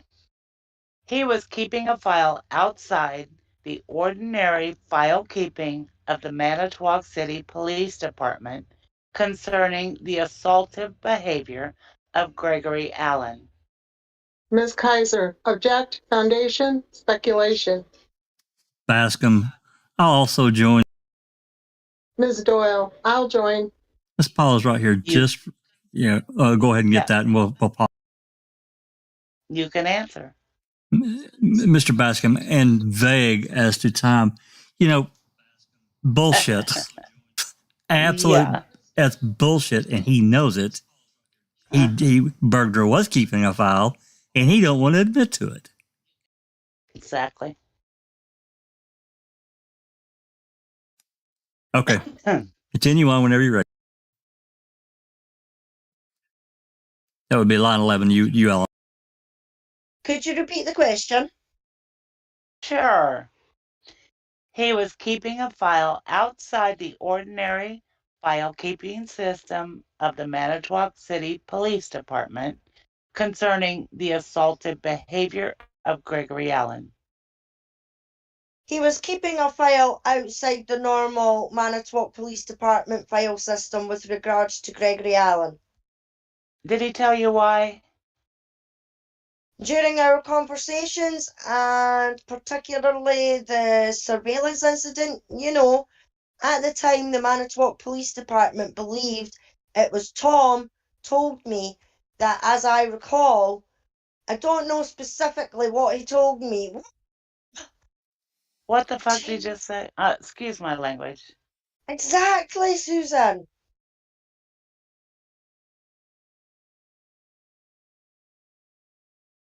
At the time, the police department believed is what Tom told me. That, as I recall, I don't know specifically what he told me. He remembers, but he don't want to say it. That, as I recall, I don't know specifically what he told me. Well, okay. Yeah. Exactly. You got some idea. Spit it out, dude. Okay, your best recollection. There's a lot of conversations. Come on, your best recollection. That they thought Gregory Allen was going to commit another crime. So they surveilled him to prevent him from to try to prevent him from doing anything. And it looks like Tom kept records of all the reports involving Gregory Allen. And this conversation, or conversations that you just described to us between you and Tom Bergner, took place sometime after September 9, 2003? Yes. So he had been keeping all of those records for an entire period of time, even after Gregory Allen was incarcerated? Ms. Kaiser, object, foundation, speculation. Mr. Bascom, join. Ms. Doyle, join. You can answer. It appears that way. Okay. Did he tell you why he was keeping them for that period of time? Uh-huh. I don't recall. I don't believe it asked. Mm. I When call he came, I call bullshit and shenanigans, guys. I'm sorry, I do. no doubt. When he came, well, whether or not you asked, did he? He didn't offer, Okay. as I recall. When he came to see you on the occasion of his retirement, did he bring you any copies of records or records from any other case than the Gregory Allen, Penny Berenson, Stephen Avery matter? No. Gotcha. Yeah, that makes it even worse. So he was holding back records, and I mean, we all know that's exactly what they did do. On the occasion when he turned Exhibit 64 over to you, for how long did you and he talk about the Penny Berenson, Gregory Allen, Stephen Avery matter? We didn't talk about that particular case at all. What did you talk about? As I recall, he told me that I might want this, and I was like, no, I don't. But I figured that maybe I have to keep a copy of it. I didn't know, because we knew that we knew that the situation wasn't over yet involving Gregory Allen, Stephen Avery, and Penny Berenson. But, that's why I put this document then with that. I had no idea what was going to come in the future. Let's mark this as 64A, if you would please, Jeff. Sure. I show you what's been marked as Exhibit 64A. You said that you put that document with 64. What is that document? This is a document that I created while talking with the District Attorney, Mark Ruhr, with regard to how I should respond to media inquiries. When relative to the... And specifically regarding the Penny Bernstein case. When relative to the revelation that Stephen Avery had been exonerated by DNA, did you prepare that document? Within a week? Within 2 weeks? Believe it was within a week. So after you found out that Stephen had been exonerated, you had one or more conversations with Mark Rohr about how to handle questions concerning that? That's correct. Did you also have conversations with Mr. Weiss? Don't tell me the content. Just tell me whether or not you had them. I don't know. Okay. So the document that is marked 64A is not a document that was prepared by Tom Bergner. It's a document that was prepared by you, and then you placed it with 64? Yes. Okay. Earlier in your testimony, when you were talking about Exhibit 64, you referred to the surveillance, and you gestured toward the first page of Exhibit 64. Do you remember that? Yes. Can you find the documents within 64 that refer to the surveillance that you were talking about? And tell me the dates.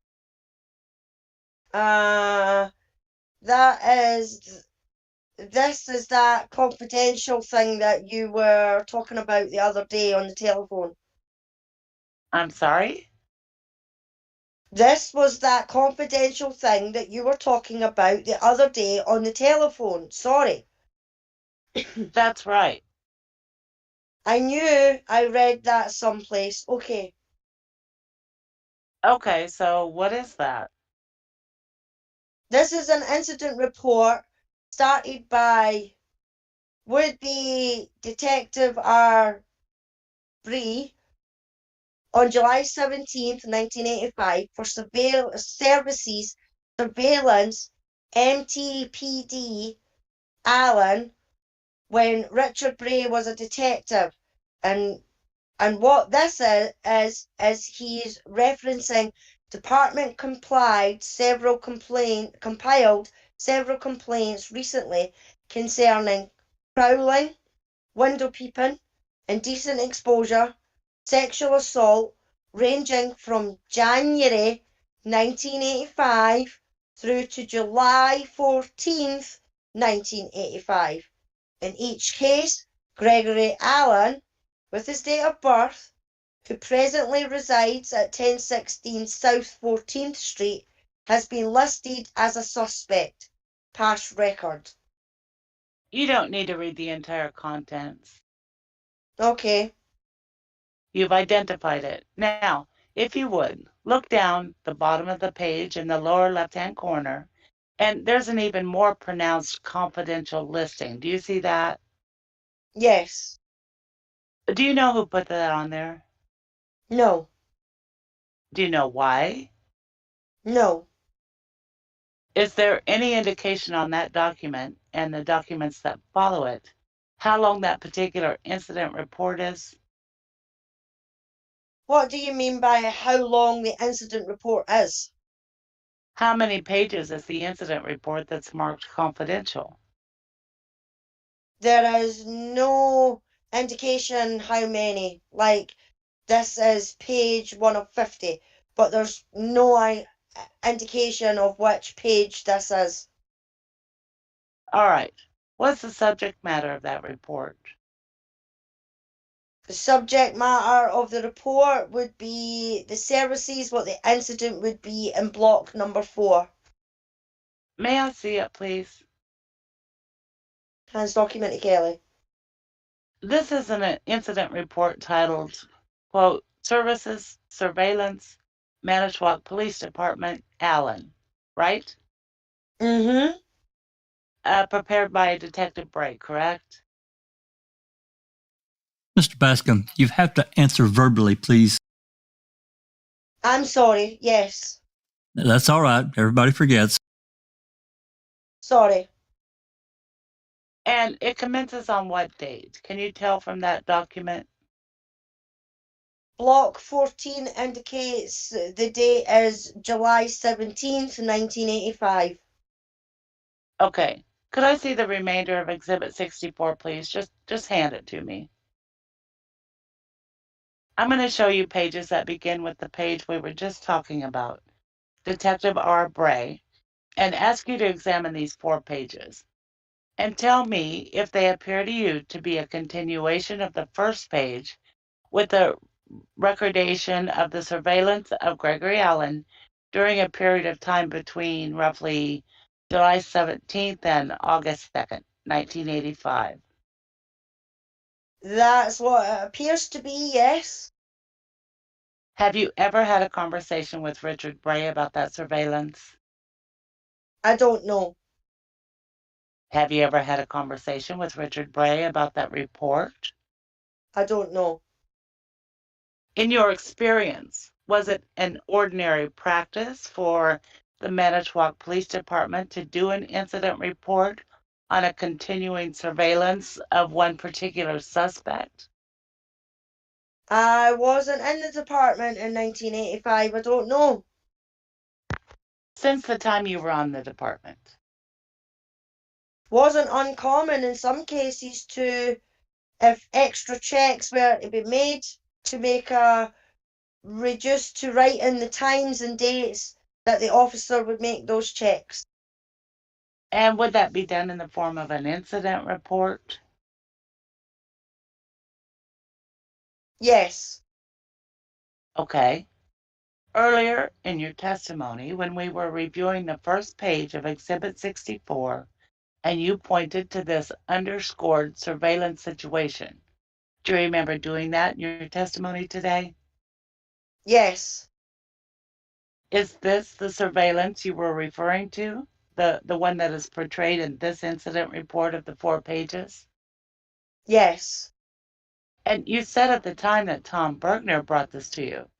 That was an especially important or significant part of your conversation. No.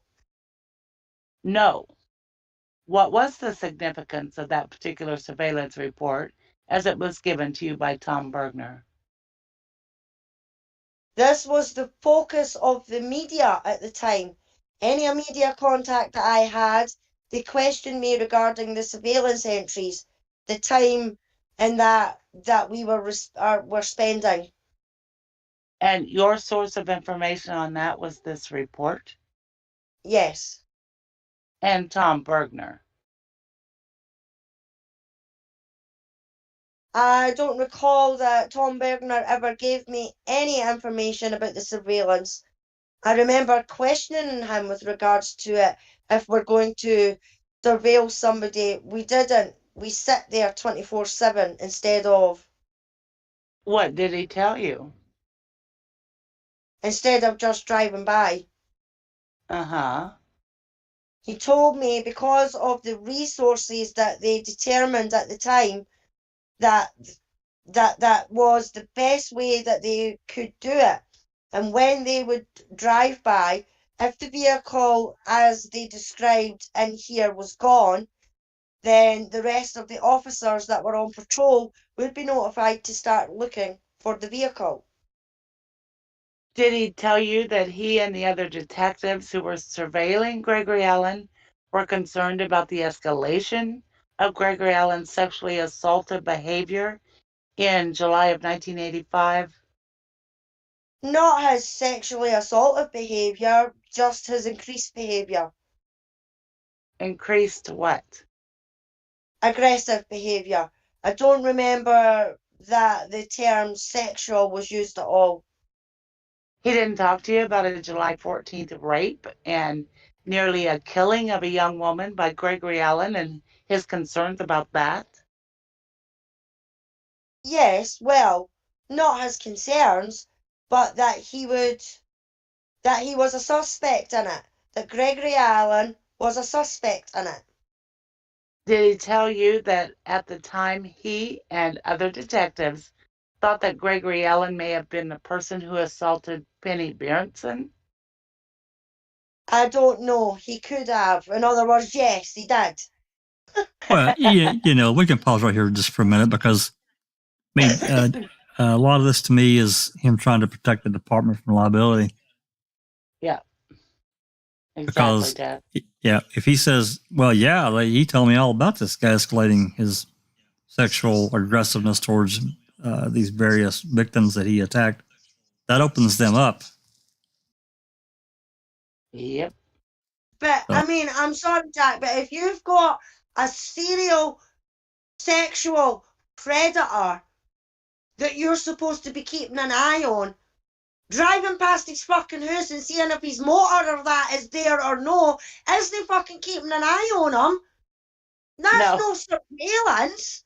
Yeah, you know what I mean? Surveillance is sitting outside his house, watching him. If he goes into his motor, following him in the motor to find out where he was gone. Maybe if they'd done that, then fucking something wouldn't have happened to Penny. You know what I mean? That's no surveillance. That's them being lazy bastards and driving by in their fat arses and their fucking motors and going, oh, his motor's no there, shit, we better look for him. And then sending a message out to the other cops saying, his motor's no there, by the way, so keep an eye out for him. Now, I think that, and Bergner and these other Bray and these other detectives that were actually doing the work, I think they should have escalated it hard and said, look, we need some overtime from, people that may be off or even get help from another department, right? Calling officers to actually surveil him, watch him closely. Yep.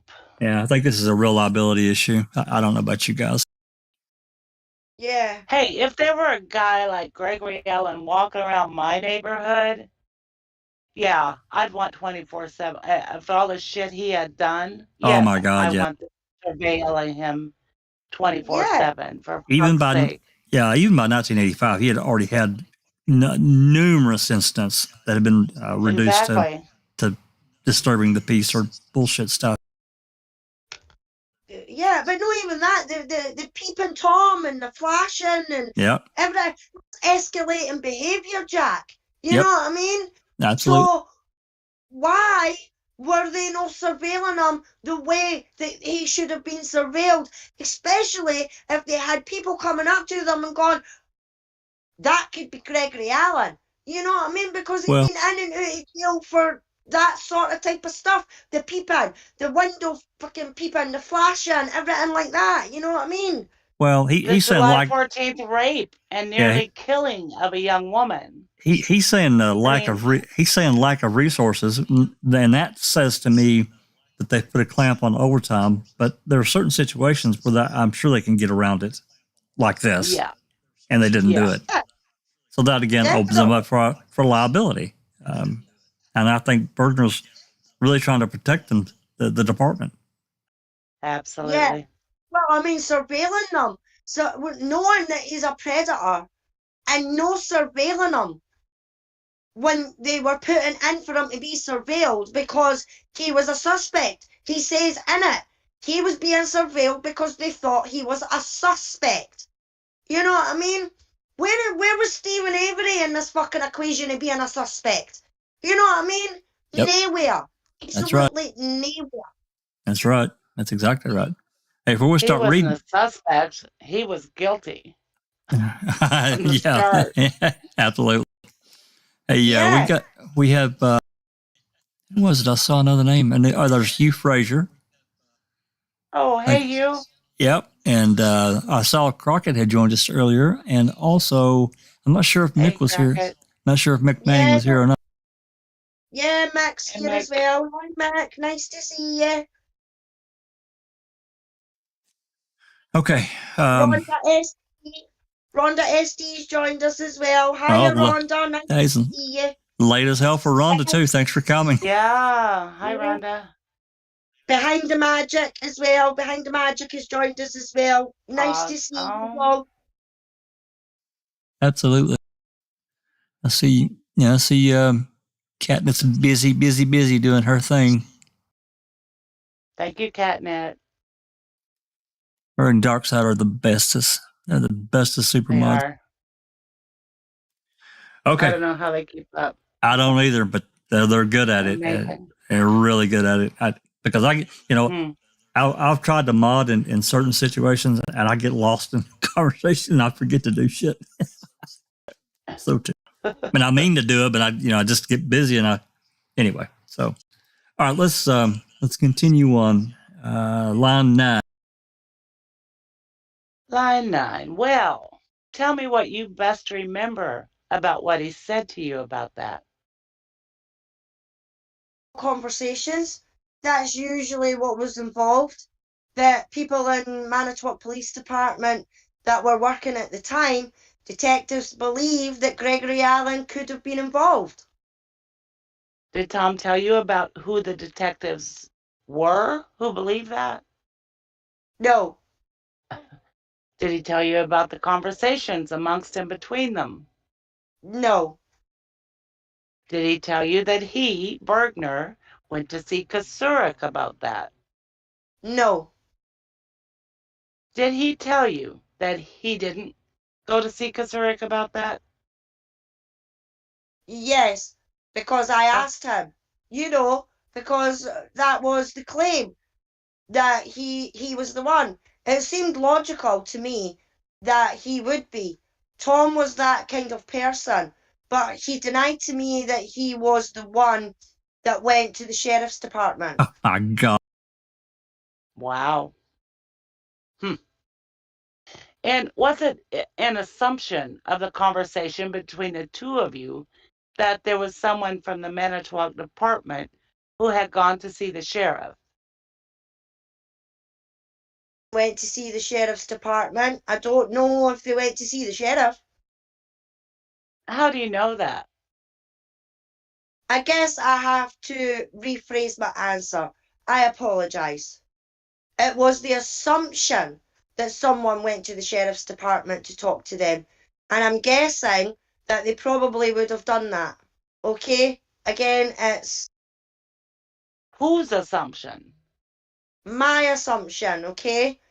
that they would have done that, as if they have a suspect, in police work nowadays, okay? And what I'm familiar with, if you've got a suspect that you believe that's involved in a case. I'm not talking about nowadays. I'm talking about your assumption about what happened then. Okay, well, my assumption that would have happened, that would be based on my knowledge now. Okay.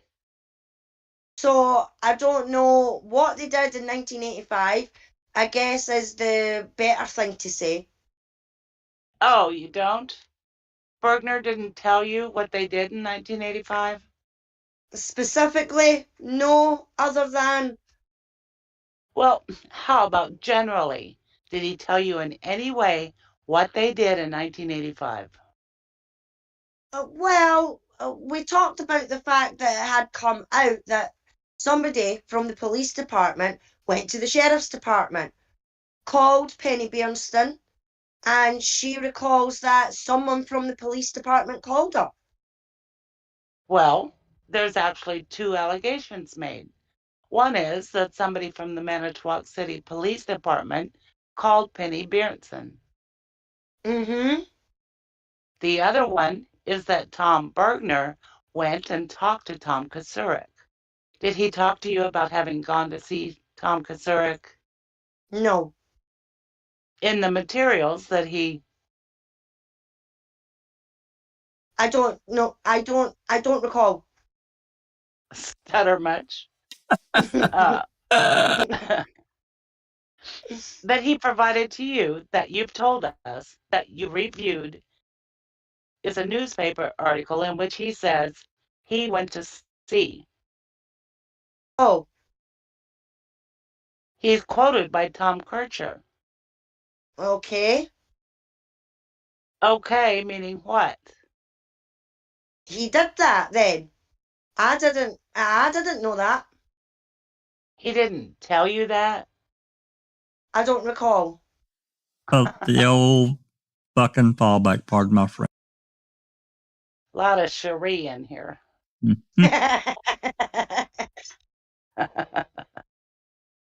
And you fielded questions from the media about the surveillance after your conversation with Tom Bergner.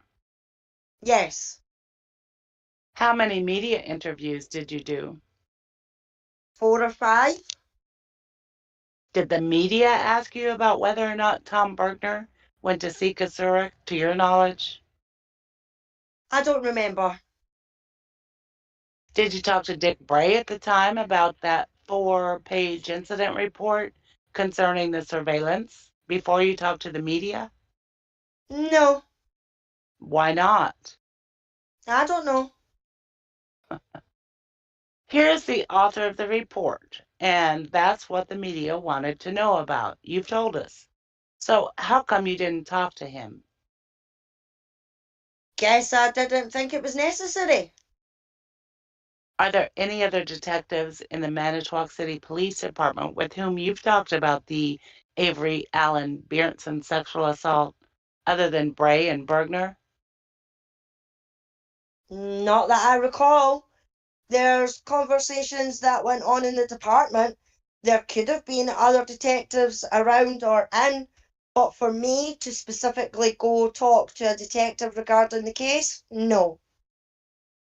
I'm not talking about you doing something specifically. I'm not talking about you going and finding somebody. I'm asking you whether, in your recollection, you had any conversations of any kind with any detective in the Manitowoc City Police Department about this matter than Richard Bray and Tom Bergner. I don't remember. How many conversations would you say you had with Richard Bray about this? 1. When was it? This year. I'd have to look in the calendar. I think it's April. What was the occasion for that conversation? He and I rode to an FBI National Academy function in Waukesha. Was he retired at that point? Yes. Why was he going to that function, if you know? He's a member of the Wisconsin chapter of the FBI National Academy Association. At the time that you traveled with him to that meeting, you had, of course, already reviewed these materials, as you've told us, right? You knew about the surveillance report. I knew about the surveillance report. Did you discuss it with him? In the same context as I discussed it with other people, with the questioning of why we wouldn't sit there 24/7. And what did he tell you about the surveillance of Allen at the time? Same thing as I had been told before. With the limited resources, that was the best way for them to do it. Mm-hmm. Did he tell you, did he share with you the information about all the detectives thinking that Gregory Allen may have been Penny Beerenson's assailant?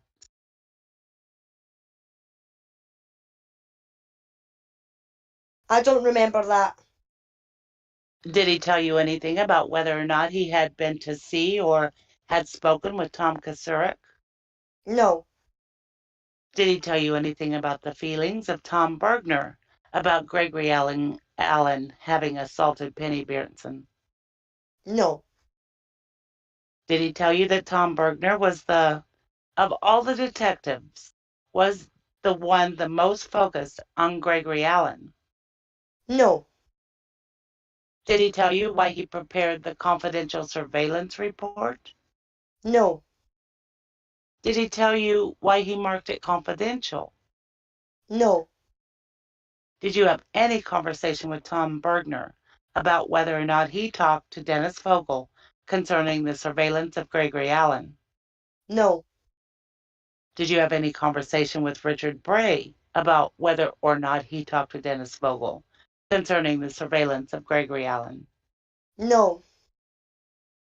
Did you have any conversation about Tom Bergner about whether or not he and other detectives within the Manitowoc City Police Department felt that Sheriff Kasurik had moved too rapidly to focus on Stephen Avery? No. No, you did not discuss that with him. No. You have no recollection of that? No. No recollection. Do you recall whether when Tom Bergner brought Exhibit 64 to you, he had copied it from the microfilm files? I don't know. All you know is it was white, not pink. Correct. And you didn't want it. Correct. And even though you didn't want it, you had a copy made for yourself, Correct. which you kept outside the ordinary record-keeping system of the department. Correct. Do you know whether or not Tom Bergner kept a copy for himself? I don't know. Of course not. Did you make any effort to determine who was the person in the Manitowoc City Police Department who contacted Penny Beerenson? I believe I asked former Chief Bray and he told me no. Told you no what?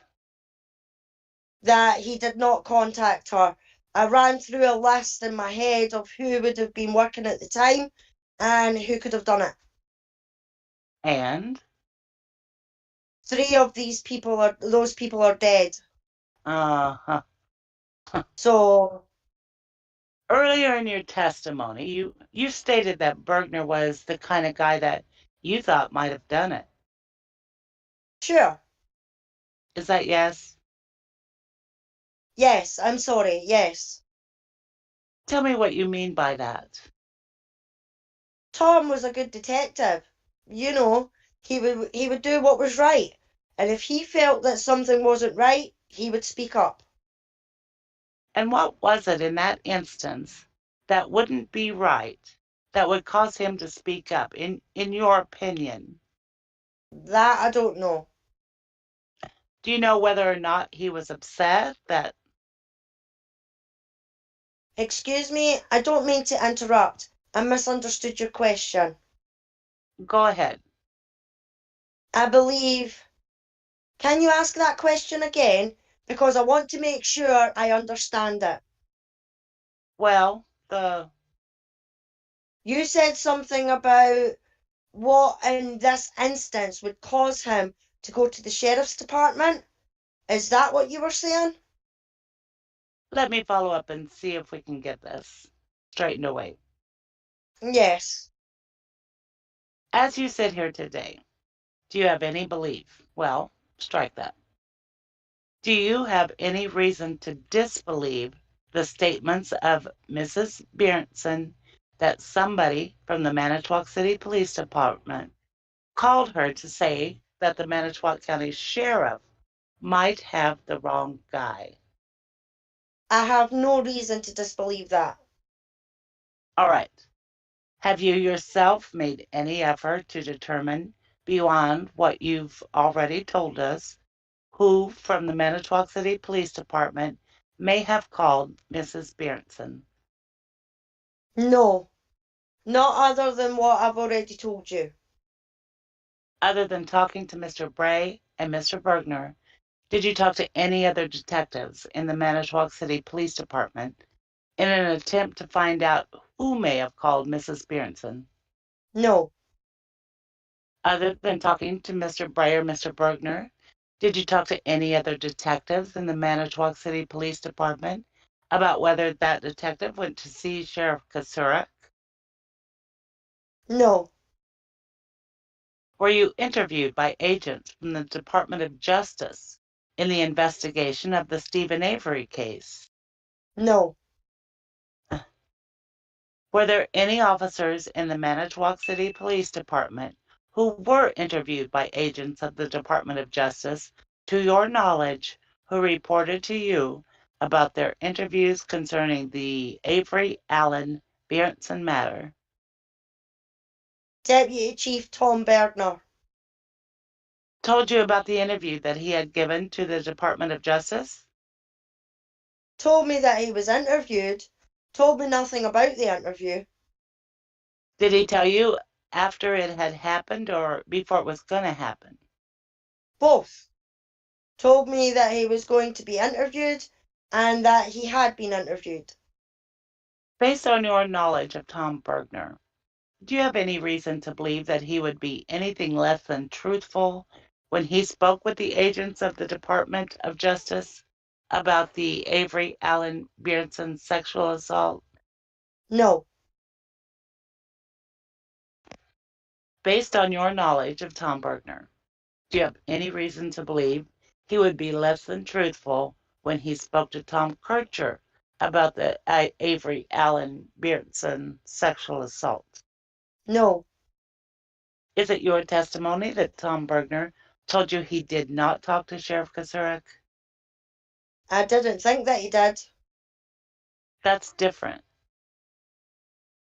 I understand that.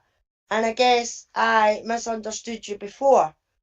I did not think that he had gone, or I don't remember him saying that he went to Tom Kasurik.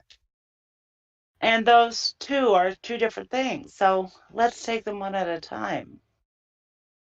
I understand that. I understand that.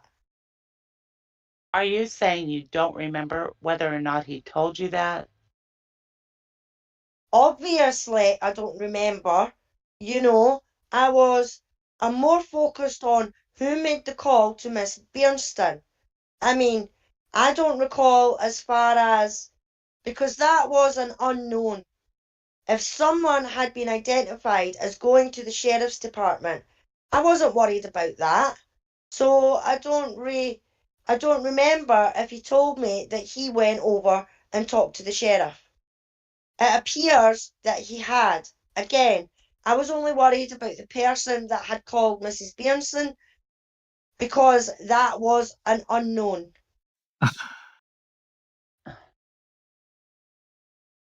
Did Tom Bergner tell you at all about the sexual assault of the teenage girl that took place in the middle of July 85 that he was investigating?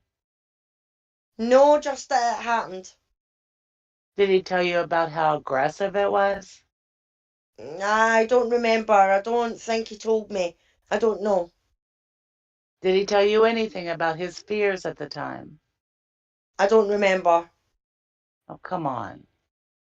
Why did they institute surveillance, daily surveillance? Based on what Richard Bray wrote. They were worried, weren't they? They were worried that he was going to kill somebody. Mr. Baskin, I'm going to object to the form. This witness wasn't there. Yeah, I don't know. You don't know whether or not the detectives were worried that. I wasn't on the department at that time. Well, but you've told us that you've talked to officers who were conducting the investigation and that detectives were concerned about Gregory Allen. Yes. Their concern was that he was going to kill somebody, specifically some young woman. I don't know if that was their specific concern or not. Let's go off the record for just a minute. Off the record? We're back on the record. Chief Kingsbury, I'm going to show you Exhibit 65 and the photos that were enclosed inside of it. First of all, would you tell us how 65 was prepared? Deputy Chief Tom Dick retrieved these photographs. And these photographs are 3 photographs, which are marked on the back 65A, 65B, and 65C. Is that right? Yes. These are photos of Gregory Allen. That's how they're marked. And are these booking photos? I don't know if they're booking photos. Oh, from where did Deputy Chief, I'm sorry, tell me his last name? Tony Dick. Tony Dick. Tony Dick obtained these. From our mugshot, I don't know where. Actually, I'm not going to speculate anymore. I don't know where he got these from. Somewhere in the city department's files. Somewhere from the police department files, yes.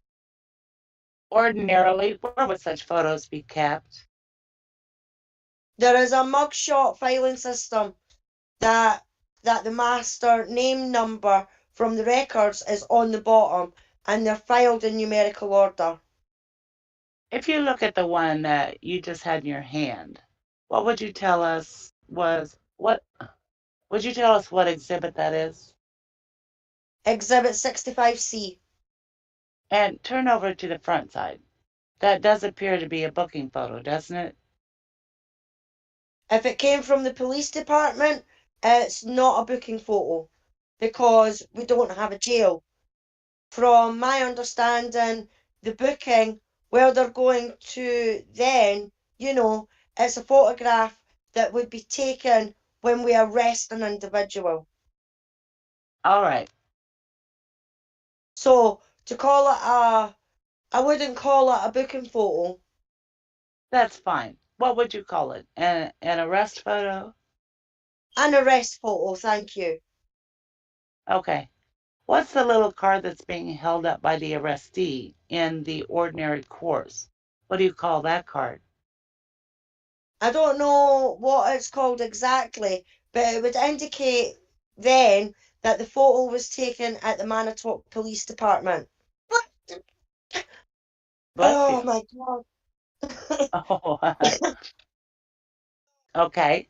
And in Exhibit 65C, in the photograph, there is pinned into the photograph the number 7652. Do you see that? Yes. That's also at the bottom of the photograph. Yes. Is it your testimony that the actual photograph that was taken is an accurate picture of 7652?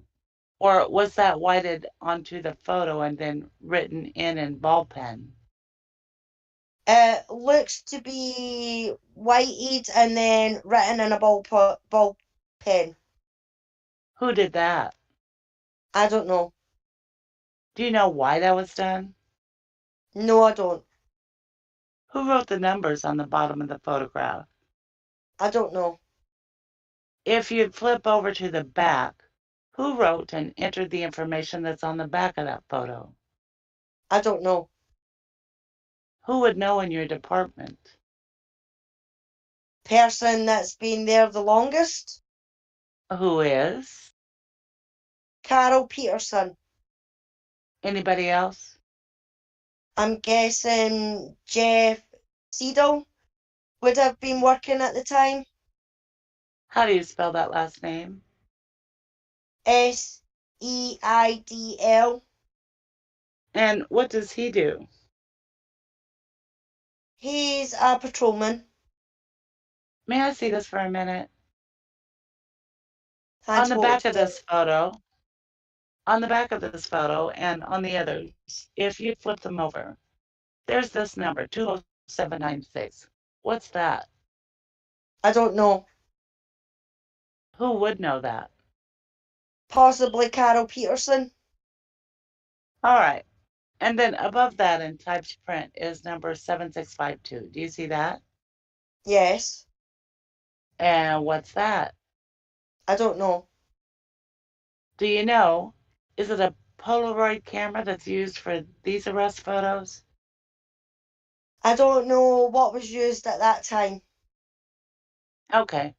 If you look at 65A and 65B, is there some reason why 65C has an apparent identifying placard being held up by Mr. Allen, whereas that is not true in 65A and 65B? I don't know. Okay.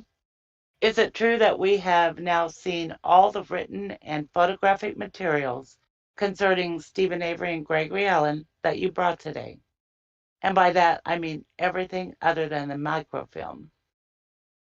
We also found this document in the file from Captain of Detectives Robert Schmidt from March 14th, 1985 to Judge Alpert, Municipal Court, regarding a It says, on August 16th, we received a commitment for Gregory Allen for failing to pay a fine of $67.50. It was found to be an error as he had paid the fine on July 21st. Okay, may I have the file for a moment, please? That file contains documents related to the subpoena that I pulled from the administrative files. So, okay. So let's mark this as, what are we at, 66? Mr. Bascom, yeah. As 66, and then we'll take this out. Would you tell me, Chief Kingsbury, what's 66? 6 is a file that contains documents that, as I was going through the records in my office, looking for the information you requested that appeared relevant to the subpoena. So you actually put 66 together, Yes. drawing materials from sources within your own office? Yes. Okay, let's mark that 66A. Amongst the materials that you placed in 66 is Exhibit 66A, which is what? A letter from Captain of Detectives Robert Schmidt from March 14th, 1985 to Judge Alpert, and regarding problems with commitments where he would like to call to attention the errors over the past 12 months, and it listed the errors. And one of the errors that's listed was on August 16th. He says, we received a commitment for Gregory Allen for failing to pay a fine of $67.50, and it was found to be an error as he had paid the fine on July 21st. Okay, let's go off the record for a moment. Off the record. We're back on the record. You need a minute, Alice? Yeah. Okay. Jack? Yep. Hold on just 1 second.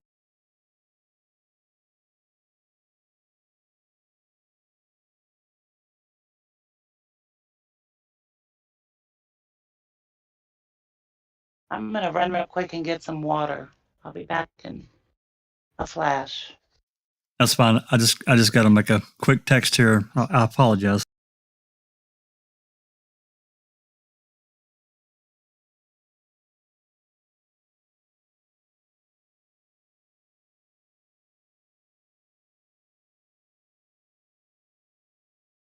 Okay, sorry about that. All right, let's get back over here to it. So we got a lot of I don't recalls and I don't knows, and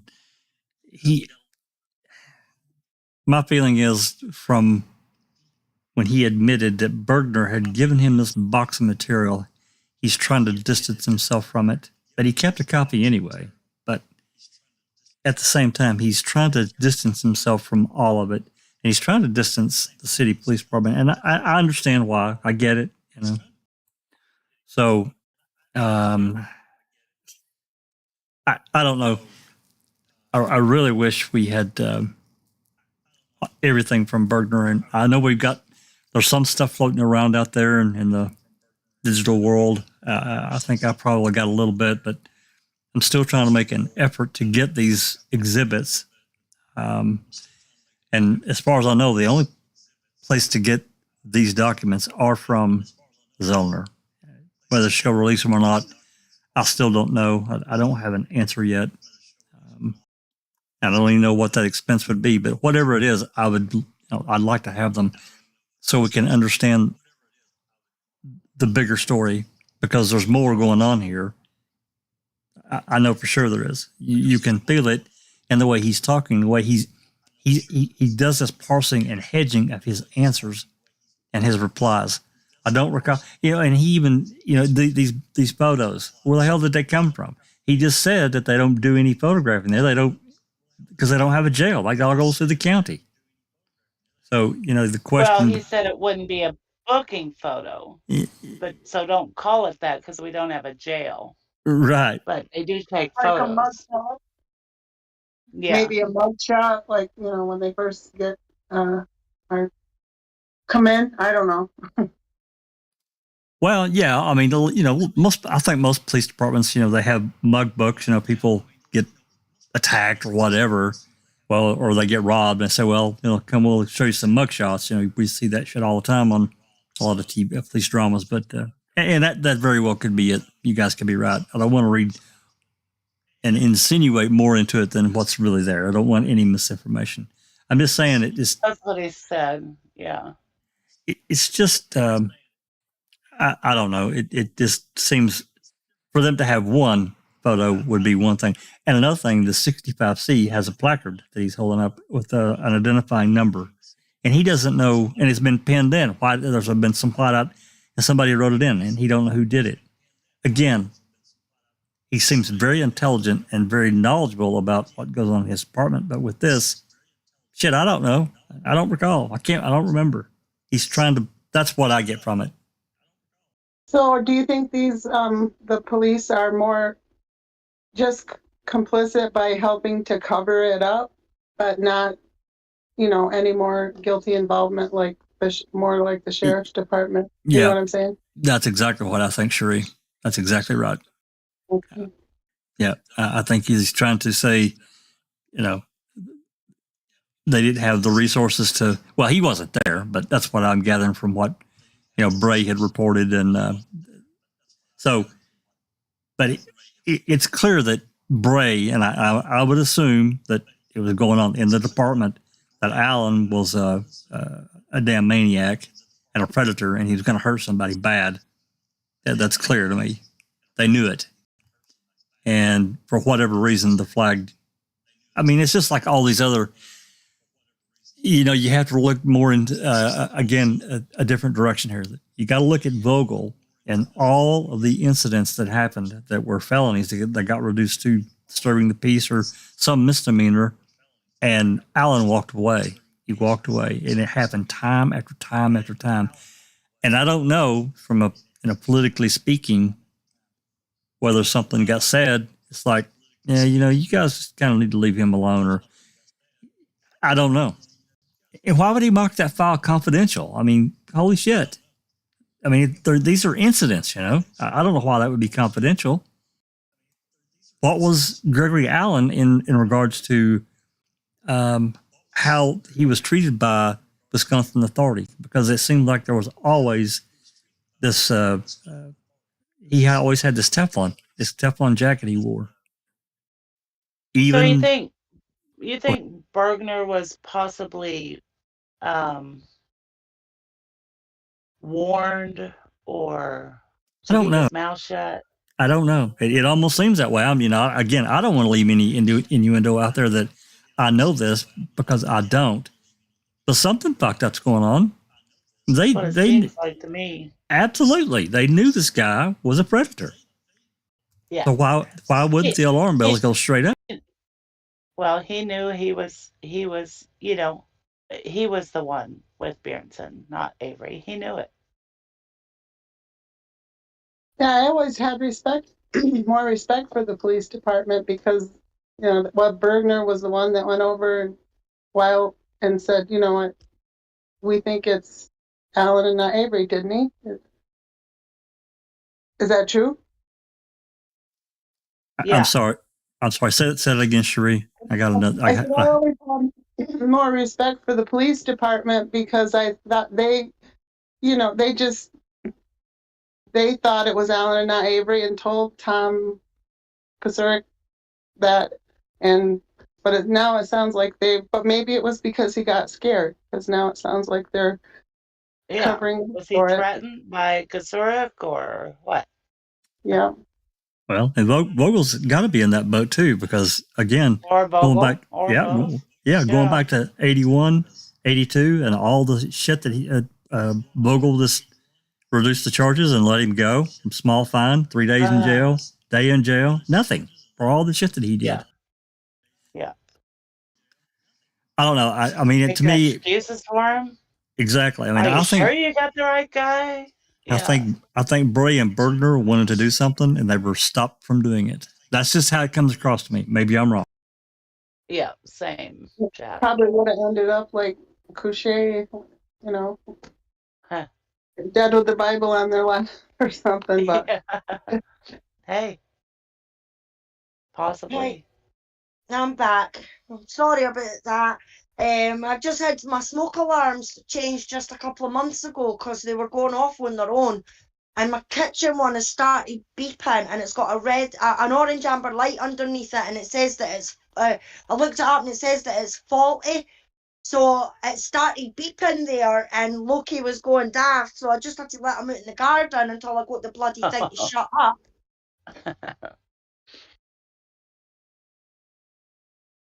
No, you don't play with it, Loki, you eat it.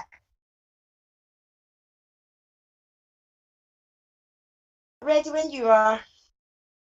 Sorry. That's fine. Yeah, you just put it in a bowl or on a plate, whatever. Okay, I'm sorry. Getting your dinner. Yeah, my son. Yeah, I don't think I told you guys. My wife went with one of her. Well, it's actually a lady she does Compassionate Friends with. They went on a cruise. Sweet. Where at? Cool. The first stop's in Jamaica. Caribbean. It's a Carnival cruise, and then Nice. she's never been on anything like that, and so we were able to do it. That's awesome, Jack. It is awesome. I'm glad she deserves it. Absolutely, absolutely, she does. So yeah, she's been sending me stuff, and it's really cool. It really is. We can talk more about that later, but anyway, yeah, my son's getting my dinner ready because he has to go to bed here soon. So, what a good boy. Yeah, he's a good man. He sure is. His birthday was the other day. So anyway, which one? My oldest son, JJ. Happy birthday, JJ. Yeah, happy birthday. Yep.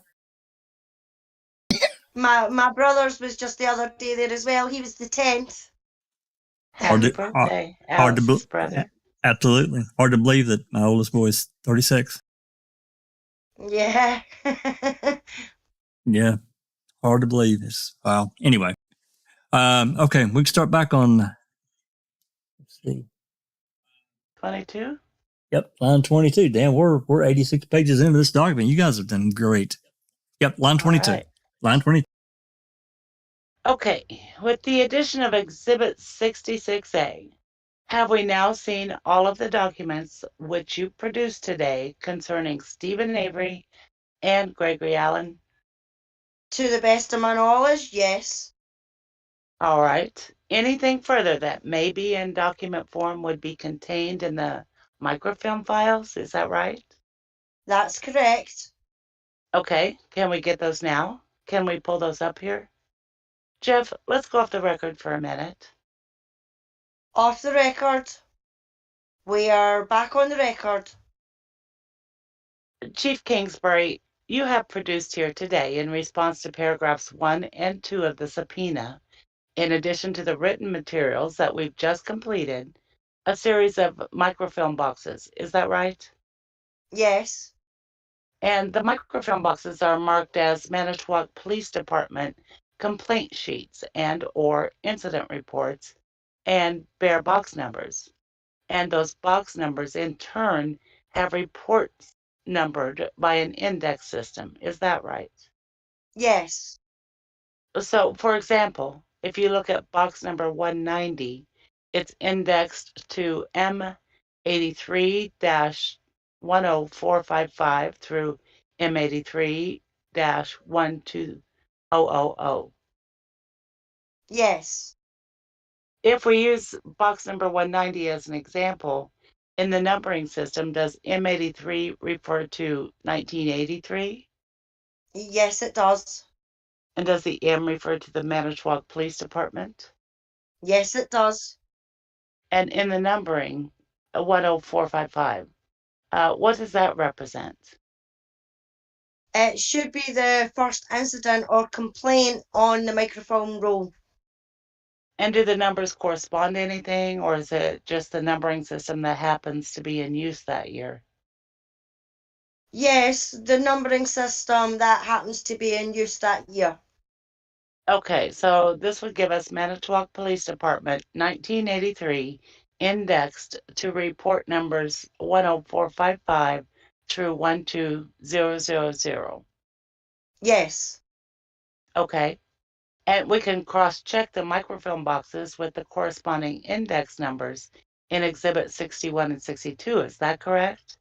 Yes. And that should give us the entire universe of documents concerning Stephen Avery and Gregory Allen within the city of Manitowoc system, whether it's in writing or on microfilm. Except for this one. And this one is 60A. Yes. And that's something that just wasn't entered with an indexing number. It's from 2003. We've only microfilmed up to 1990. So the indexing number on Exhibit 60A is M03-08522. Yes. Okay, I count 20 microfilm boxes, and I'm going to ask you to do it after I finish. The numbers that I have are box numbers 190 all the way through 221. And then 4 boxes which do not appear to have box numbers on them. Are those the numbers? But instead I'm simply going to read the characterizations into the record. Original roll number 4 star, complaint reports 1987, number 62301 through number 64000. Then the second one is original roll number 1, complaint reports 1988, number 70266 through 71671. Then the third box, original roll number 4, complaint reports 1988, number 74501 through number 76052. And then the last of the 4, original roll number 1, complaint reports 1989, number 82323 through 83700. I would ask you to check that and satisfy yourself that I've made an accurate record of the entirety of the microfilm that you brought today. Reporter, while we're doing this, we are very close to the end of the first videotape. Briefly, at this point, we have to go off the record. We are beginning the second videotape. Back on the record. Have I accurately stated the universe of microfilm that you brought us today? Yes, you have. All right. Let's mark this as 67. I'm sorry, 66B, please.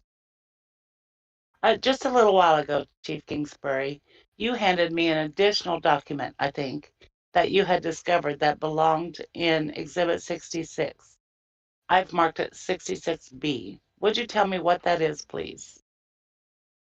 It's a letter to Kevin Rockowitz, dated. I'm sorry, Kevin. Kevin Rockowitz. Mr. Bascom, could you spell that, please? KevinRockowitz.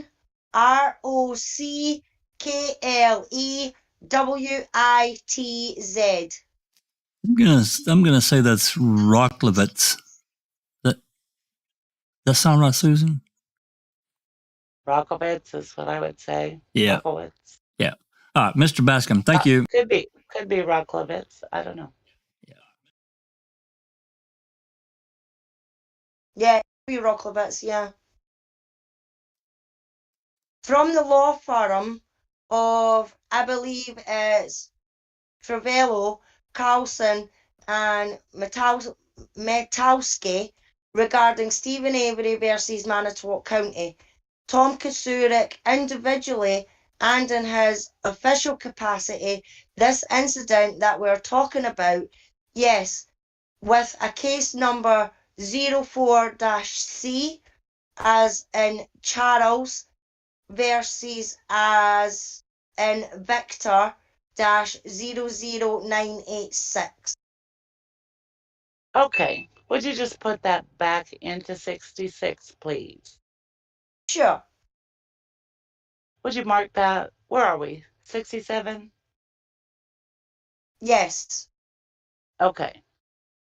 Chief Kingsbury, I'm going to show you what's been marked as 67 and ask you if you'd tell me what that is, please. It's a file I discovered in the police chief's office titled Mutual Aid Police Service. It appears to contain documents that you had requested with regard to sharing of information, cooperation between the Manitowoc Police Department and the Manitowoc County Sheriff's Department. Aha. Okay, thank you. And I'll show you what's been marked as 68. And would you tell me what that is, please? It's another file I found in the police chief's office where there were documents that related to the sharing of information between the Manitowoc Police Department, the Manitowoc Sheriff's Office. This document in particular allowed us to release Sheriff Department records to the Manitowoc County probation and parole agents that they are doing background investigations and then mutual assistance agreements between all the law enforcement agencies in Manitowoc County and resolutions from the Manitowoc County Clerk of Court with regard to a mutual aid agreement between all of the law enforcement agencies in Manitowoc County. Okay, let's go off the record for a minute. Off the record. We're back on the record. Chief Kingsbury, I'm going to show you what's been marked as Exhibit 69. Would you tell me what that is, please? It's a file on mutual aid that was provided to me by Deputy Chief Tony Dick from the investigation division. Looks like a history of mutual aid requests, copies of state law regarding mutual aid, the 1993. Well, you don't have to describe the individual. Yeah, various documents with regards to mutual aid and mutual aid requests. All right. And your understanding is it comes from the detectives? Yes. All right. What's 70? Another file, the history of mutual aid agreements, lists of officers from different organisations, what their speciality would be besides just a police officer. And where did that file come from? This came from Deputy Chief Tony Dick. And do you know what portion of the department he obtained it from? Probably from his office. Okay. I don't know specifically what. How large is the City of Manitowoc Police Department now? We have 64 sworn officers. And when you came on board in 1987, can you tell us roughly how large the department was then? I believe we had approximately 60 officers. Okay. Are there any other documents concerning the relationship between the Manitowoc Police Department and the Manitowoc County Sheriff's Office than the documents that are included in Exhibits 67, 68, 69, and 70? Not to my knowledge. What's Exhibit 71? Exhibit 71 is a copy of a proposal for a mobile data radio system where information would go from a records database out to a squad car or, well, in this case, a squad car. Okay. Was it ever made operational? It's in the process of being made operational. Okay. We're back on record. Chief Kingsbury, you just identified Exhibit 71. You have also produced here today in reference to Exhibit 58, the attachment to the subpoena, all of the materials called for in paragraphs 3 through 9. Is that correct? Yes. Are there any materials that fell within the request 3 through 9 that, for some reason or any reason, you did not produce? Not to my knowledge. All right. And with reference to Exhibit number 10, Counsel for the City of Manitowoc, we have all executed a stipulation, and all of the information called for in paragraph 10 has been produced. Is that correct? Mr. Wise, that's right. Okay. One more thing, Chief Kingsbury. You testified earlier about the conversation that you had with Thomas Bergner when he gave you the materials in Exhibit 64 and was retiring. But earlier in your testimony, you said that you had a lengthy conversation with him after Tom Bernsen called and immediately following Stephen Avery's exoneration in September of 2003.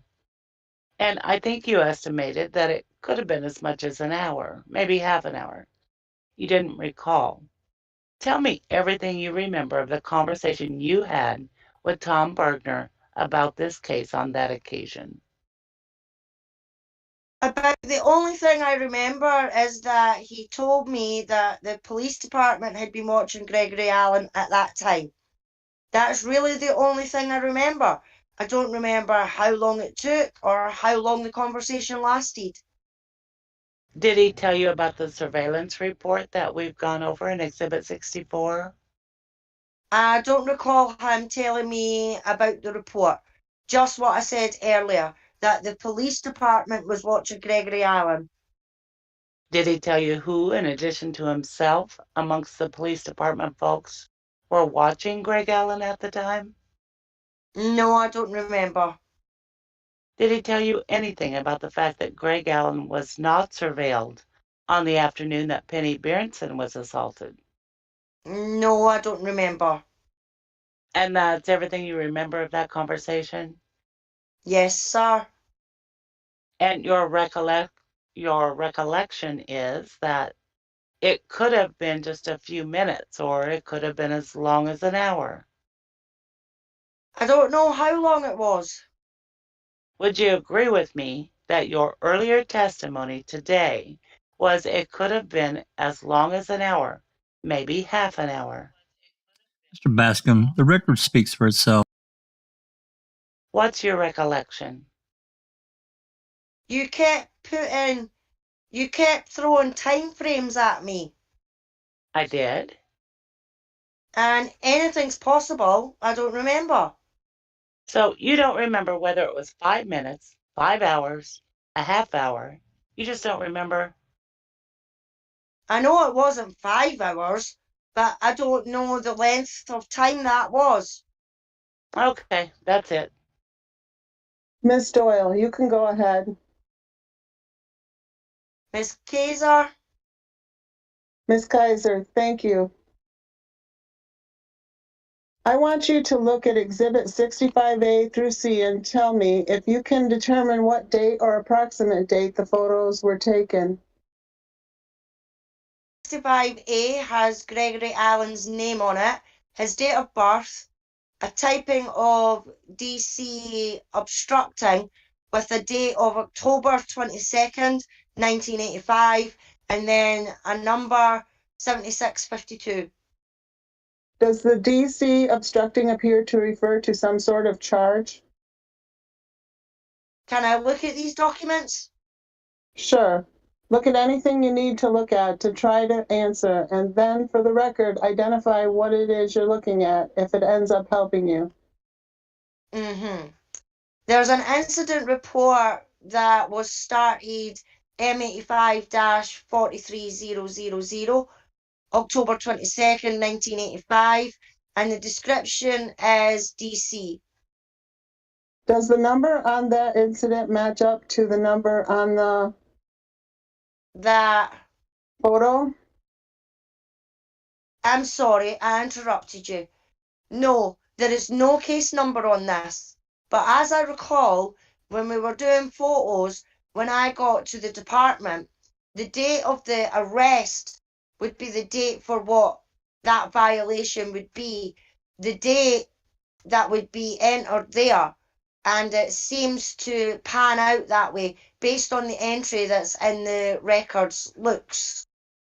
And you're looking at Exhibit 61? I'm looking at Exhibit 61, yes. Is the arrest photo usually taken on the date of the arrest?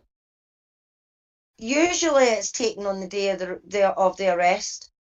Or close thereto? When the person's apprehended.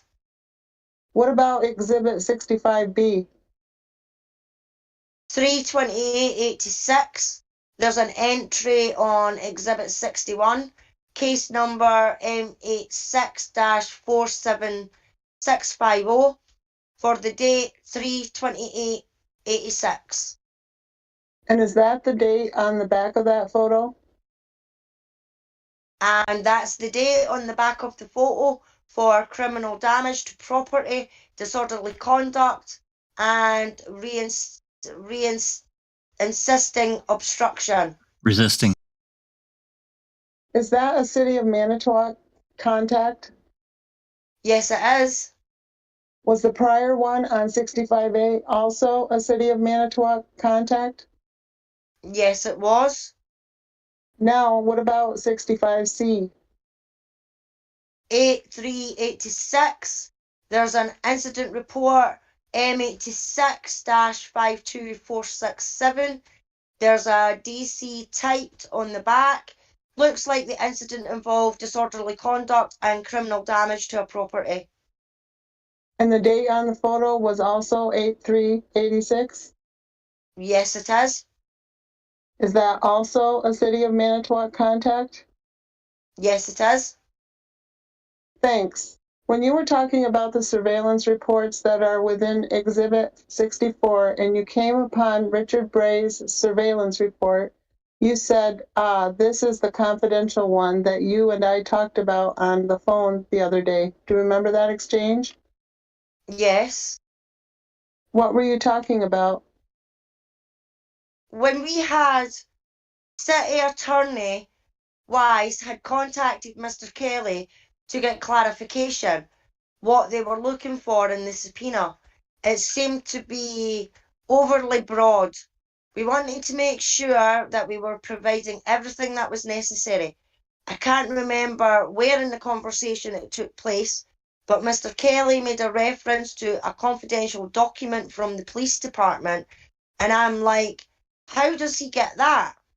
And when I noticed the confident, and it seemed to indicate about what he was talking about referred to a document where information had been given to police officers to watch out for Mr. Allen. And when I saw the report, it had confidential on it, and scanned down Richard Bray's entry, I realised that that was what I had remembered from before, what Mr. Kelly was talking about. And then here it was. Is today the first time you saw that document? No. As you sat here today? No. Like I said earlier, I used this when I had to talk to the media as far as when the police department had Mr. Allen under surveillance. What's the confidential meant? Strike that. To whom is that message directed, this confidential marking on this document?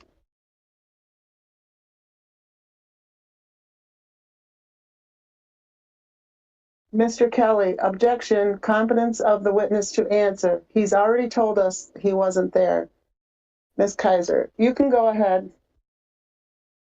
I wasn't there, so I don't know. Have you ever seen that in any city police department records?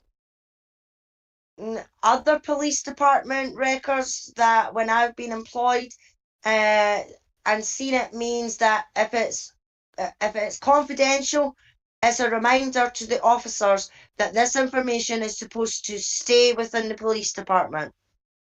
So it's a reminder to the officers usually? Yes. How long did you talk to Mr. Kelly the other day? I'm bad with times, I don't remember. Was it 5 hours?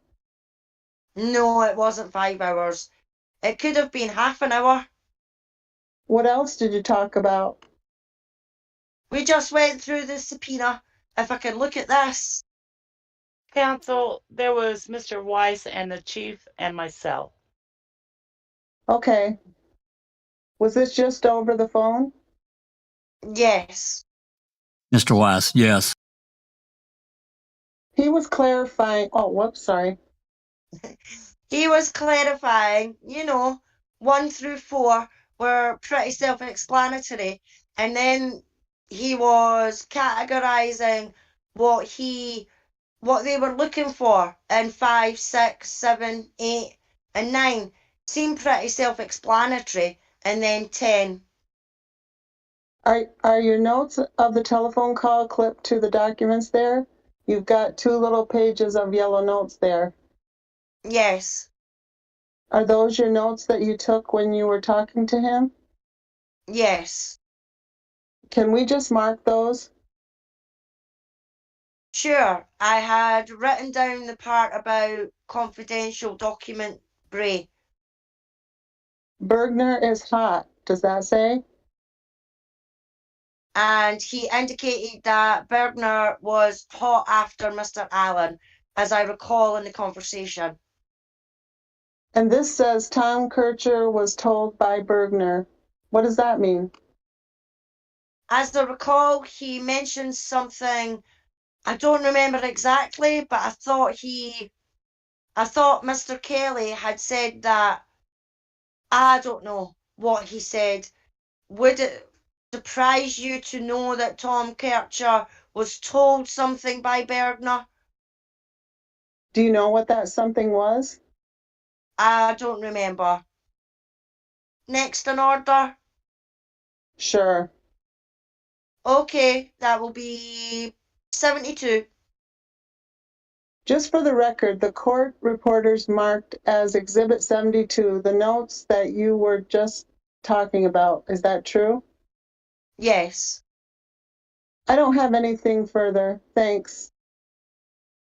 Miss Doyle? Just a few questions. I believe you testified that at least in 1987 and possibly earlier, the computer system that you used in the City of Manitowoc Police Department was the AS400. Was that correct? Yes. And you testified that the information on that system was shared between the jail, the Sheriff's Department, and the City of Manitowoc Police Department. Is that correct? Yes, that's correct. And you don't know what year that system went into effect. Is that true?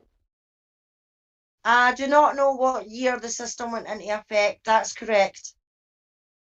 In 1985, when accessing that computer system, would copies of incident reports be available on that system? I don't know. In 1985, I would not know. How about 1987? In 1987, if you were to look up an incident report, you would get data associated with the report similar to what's in the top portion of an incident report. Any narrative, anything past block 39, you would not have access to. So the information that you would have available, maybe the name, the date, maybe a summary of the incident or a reference to a statute? Correct. What is listed in Exhibit 61 and those exhibits, that's what you had access to. Which was the master printout list? Correct. Okay, and if an officer would like to see a copy of the actual incident report, they would have to either request it from your department or go to the filing system and retrieve that incident report? That's correct. To get to read the narrative portion. Correct. Yes. And I believe I just want to clarify your testimony with respect to conversations with Bergner. I believe you testified that you do not recall if Tom Bergner ever discussed with you whether or not he went to the Sheriff's Department to discuss Allen. I object. That's a misstatement of the record. Is that correct? That you do not recall whether Bergner ever discussed that with you? Right. I didn't think that he had. I don't remember.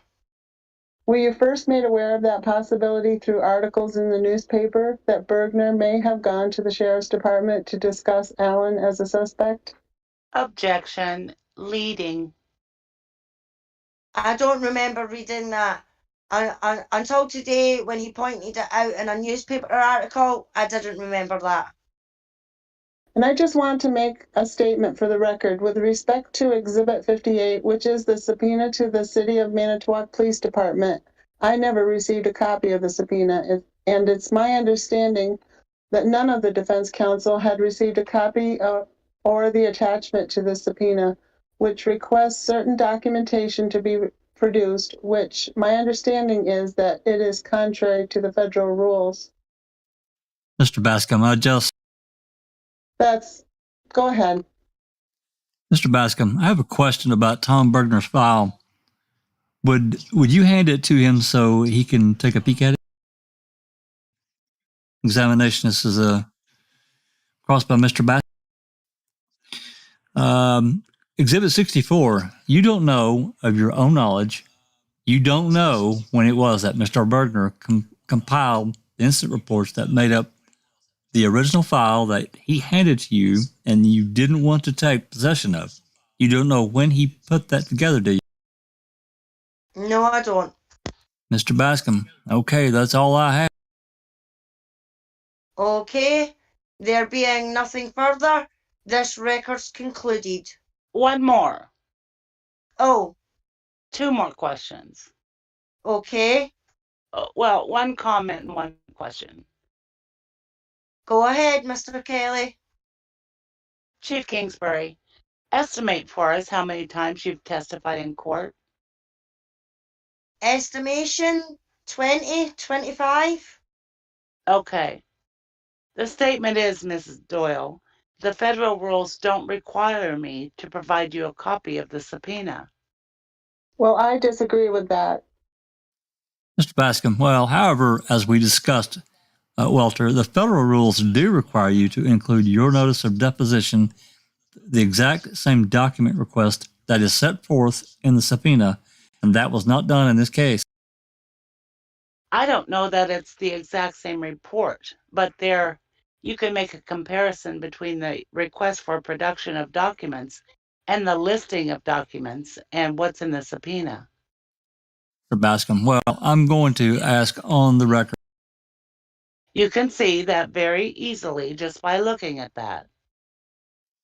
I'm going to ask on the record that in the event of the future depositions are conducted pursuant to a subpoena, and that the subpoena request the production of documents, that plaintiff's counsel provide all defense counsel either an exact copy of the subpoena that's being served or an itemization of the documents that are being requested by the subpoena, setting it forth in the notice of deposition.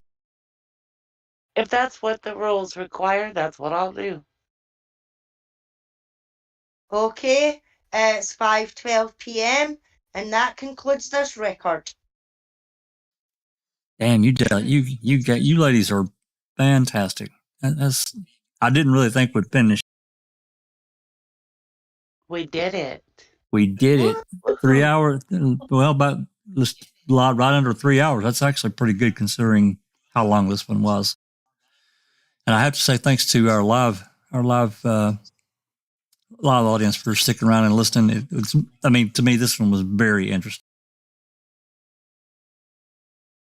It was. I mean, we learned. Was Go ahead. the deputy chief at the time, wasn't he? So he was there, and what did he say? 97, 87.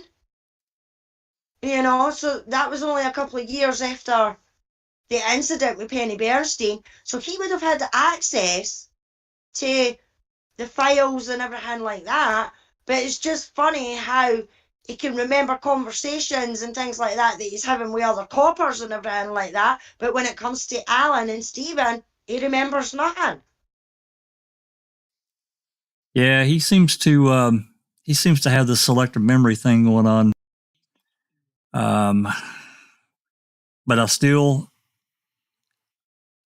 given the entirety of it, I would say this is just, it's speculation because I can't prove it. I can only see the effect, right? That's all we can really see, the effect of what Bergner and Bray, they clearly were after Gregory Allen. They knew that there was going to be a problem and that he was a problem ongoing. But then, due to lack of resources, we just can't watch this guy all the time. I don't know. To me, even in the mid-'80s, I know that a lot of departments were, it was getting better, but they were struggling for funding and so forth. So overtime probably, overtime very well could have been a problem. And I really didn't know they had that many officers in that department. I really didn't. I thought it was much smaller than that. I don't know why. Quite a few. Yeah, he said they had like 60 officers when he hired in. So, not sure what their population is. For the city, I don't really know. I think in the county. That's different. Yeah, at that time frame. For the entire county, I'm talking about. I don't remember in that time frame, but again, going back to what he said, it's like this Teflon circle around Gregory Allen. He keeps a confidential file for himself, makes a copy. He don't really want it, but he keeps a copy. I don't know. All of it's just, I can't prove it, but I feel certain there's certainly more going on than what he ever wanted to admit in this deposition. Well, I'm sure nobody wanted to be associated with that grand fuck up. Hell no. Well, not only that, the fact that the DOJ was supposed to investigate the department. He was the chief of the department at that time, like 97 and that. So, or 87, sorry. So, why was he not spoken to during the DOJ investigation when he had access to the files? You mean in 03? Yeah, when Amy Lehman and Deb Strauss were doing their investigation. Exactly. Yeah. I looked up the population quickly, and the city in 2021 was 34,547, and in the county was 81,505. But you're wondering about what, 2000 in the 80s, or? 85, yeah, it probably wasn't that different. I mean, the police force isn't that, it's 5 man bigger.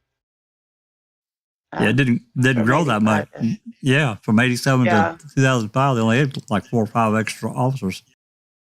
Yeah, so the population's probably similar. It's a pretty small town. Yeah. I mean, that's why I'm glad that we did these depositions.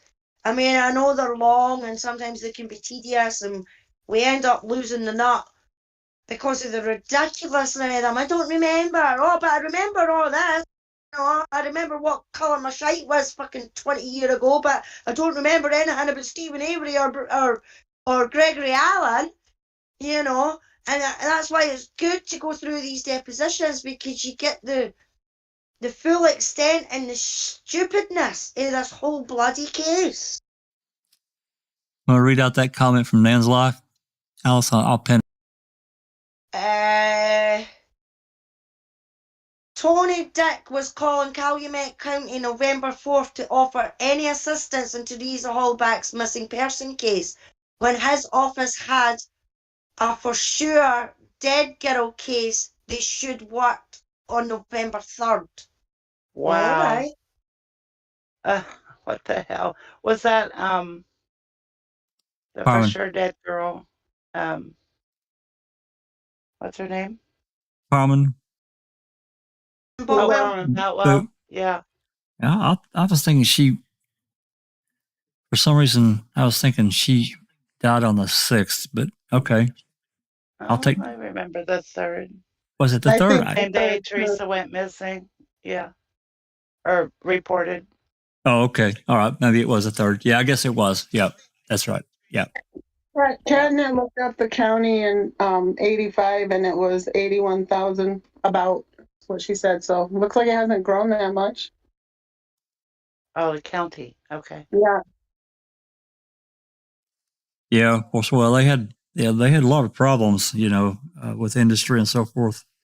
And, it's still a big rural area, rural farming and all that kind of stuff. But yeah, I have to agree with you, Alice. It's really interesting, again, for me personally, because I like these civil lawsuits and these depositions, man. There's so much with a lot of these, there's so much crap that comes out. You think about the Heard and Depp civil trial. Oh my God. Then these witnesses that would get up there and all the shit that would tumble out of their mouth.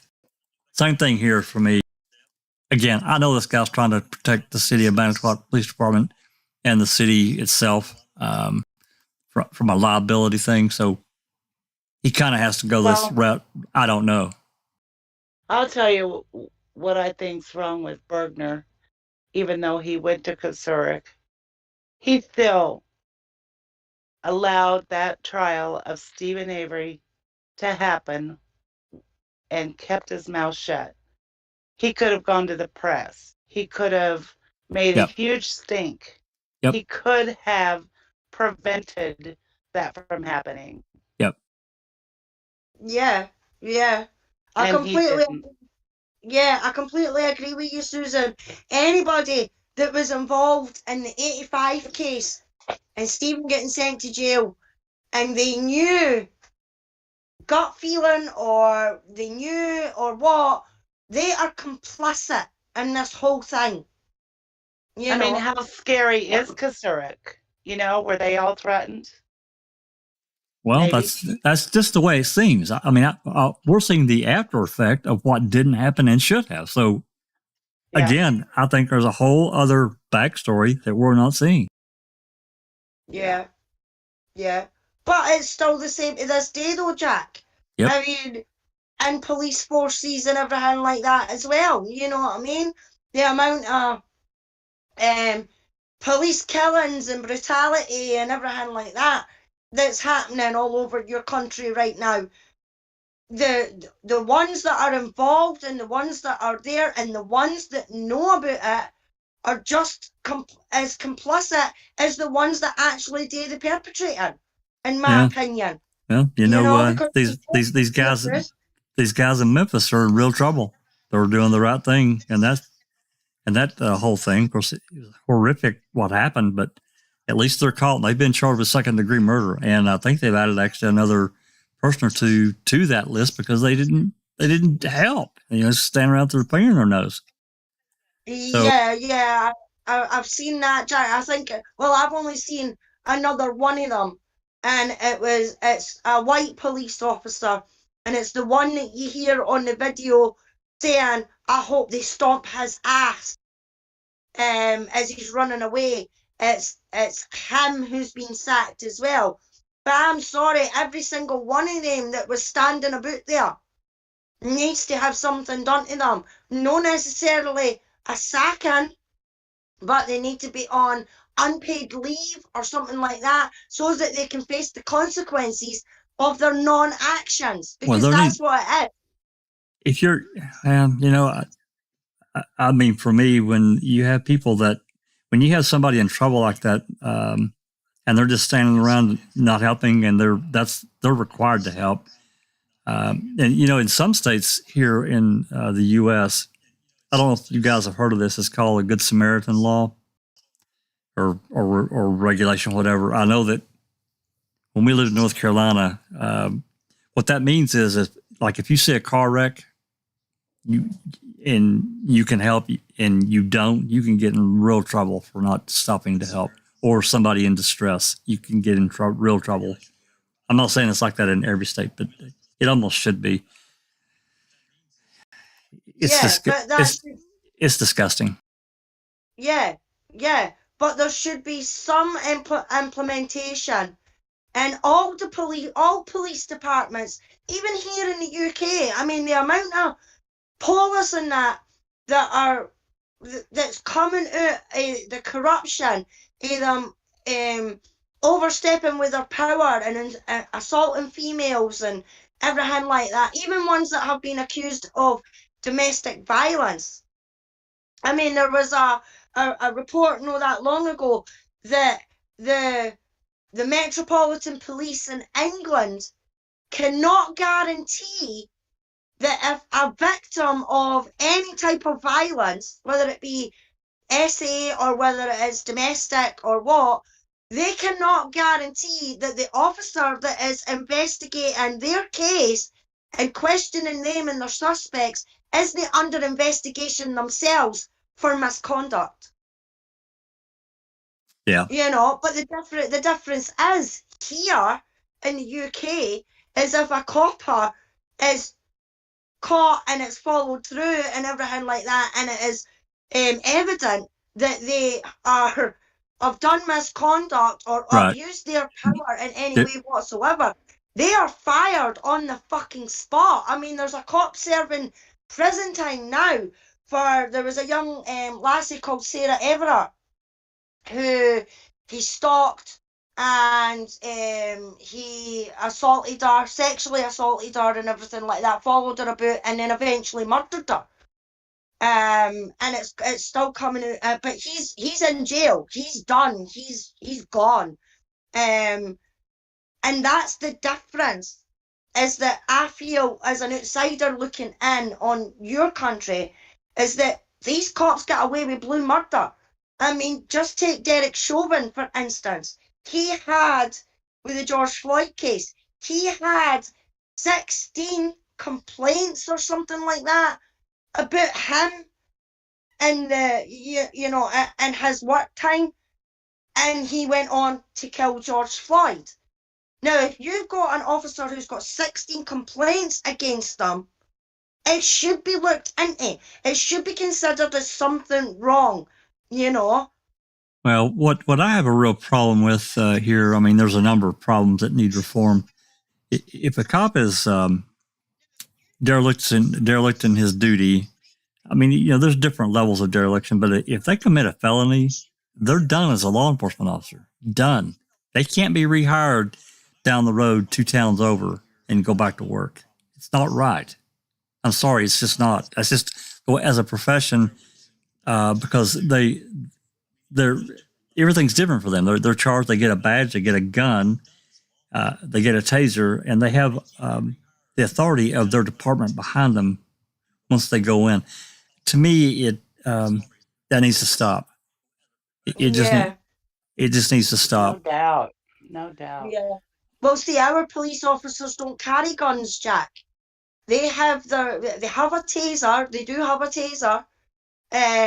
But they have, like their flashlight and everything like that. Yeah, it's a special. Some of them only special units are allowed guns, right? Yeah. There is a specific armed response unit. Yeah. That gets called out. If there's like a bomb scare or a terrorist attack or something like that, there is a separate division. Don't get me wrong, the police officers that are round the Westminster Parliament and things like that, they've got guns. But your ordinary bobbies on the beat, they don't have guns. Right. They get a baton and a shield, right, and a taser. Yeah, they've got their bat and they've got their well, it's normally the police that you see is riot shields. If there's riots, but they've got them to hand if they need them. But yeah, they don't carry guns. But our officers are more trained in de-escalation than shoot. Just shoot. Right. And if that happens, then there's a whole process that they have to go through, and that's when I think they actually get paid leave. If there's been an incident and the ones that have shot somebody, then they have to do all the reports and everything like that. But if there is a suspicion that something's went wrong, then it will be investigated. And I mean, sometimes I thank God our cops don't have guns. I mean, our what's the word I'm looking for? Yours is guns, ours is knives. You know, people here carry knives in their pockets and things like that, in their bags and everything like that, as much as your gang members and everything like that carry guns. So if you catch our news, just at the last weekend there's two kids, 15 and 16-year-old, a boy and a girl, who have just been charged with murder because they stabbed a young lassie in a park. Jesus Christ. Yeah. So it's more knives that we've got a problem with. But you can go anywhere and buy a knife. I mean, not in the shops now. I mean, you've got to be, I think it's 21 or something like that. You've got to be over 16 at least. 18. Still a deadly weapon, so yeah. It is. But in saying that, your mum's kitchen's full of deadly weapons. When it comes to in Scotland or Glasgow and London and things like that, anything. I mean, even a bottle opener with a screw on it, right, would be a deadly weapon. Sure, it could absolutely be a deadly weapon, But because we can't get access to guns and things like that, they use alternative things, and it could be anything out their mum's kitchen, Sure. Absolutely, that's right. So anyway, all right, we've been at it over 3 hours, so let's cover just briefly for next time. This is Don Bells. I'm going to scroll down. We're going to find out who he is before we get out of here. Like I said, there's several on August. There's actually several throughout the month of August, but this is the first one, August 4th. Looks like it started pretty early, about 10 o'clock in the morning, and went for a little over an hour and a half. Well, I'm sorry, not an hour and a half, 77 minutes, not quite an hour and a half. Let's scroll down here.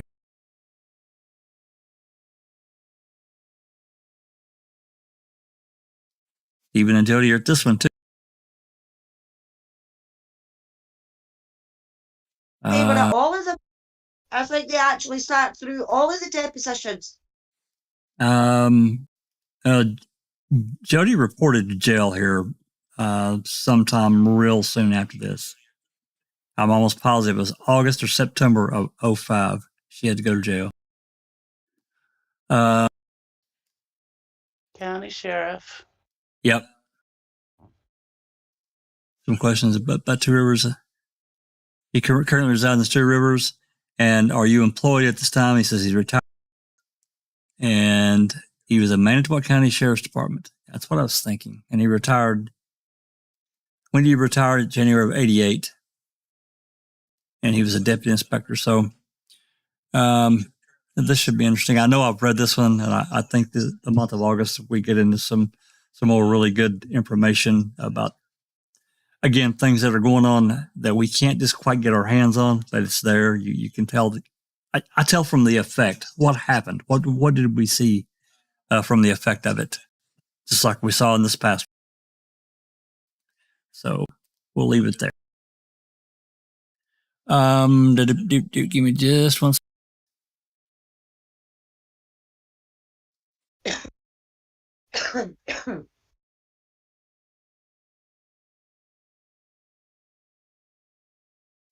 Alrighty. As all should be held accountable. Yeah, you're completely right. Whether it's here in the UK or whether it's in the US, they should all be held accountable. If it's on camera and things like that they have done wrong and they're doing wrong, they should be held accountable. Period. But it's the same with prosecutors and that as well. They should all be held accountable. Immunity needs to go. It really needs to go. Yeah, I don't know if anybody, I'm pretty sure Susan has kept up with it, the Murdoch case. Did you watch any of that today, Susan? Oh, yeah. And then, you know, that case is so horrible. If anybody hasn't watched the documentary, how many parts? I don't remember how many parts it is.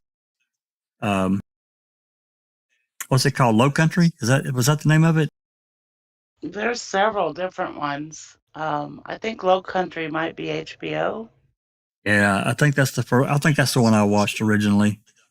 There's one on Netflix. I think there's one on Hulu. There's.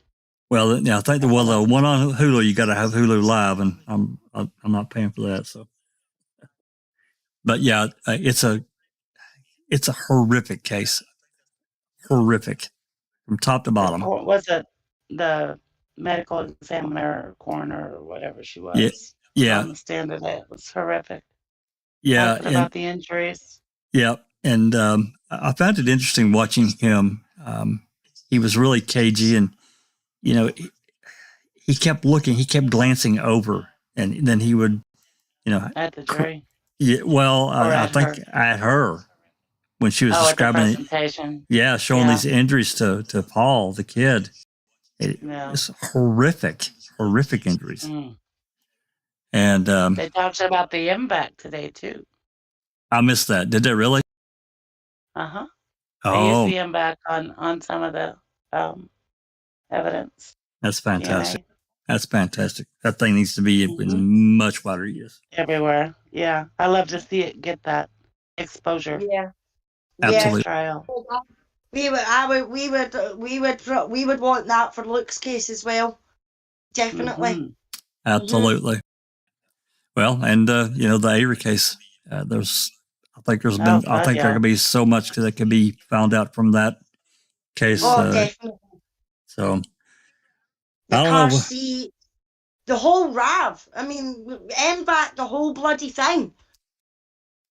Yeah, let's get into some clothing too, some shoes and the fabric and the different fabrics and the RAV and the whole damn thing. Let's see what you can get. Do section at a time. You damn right.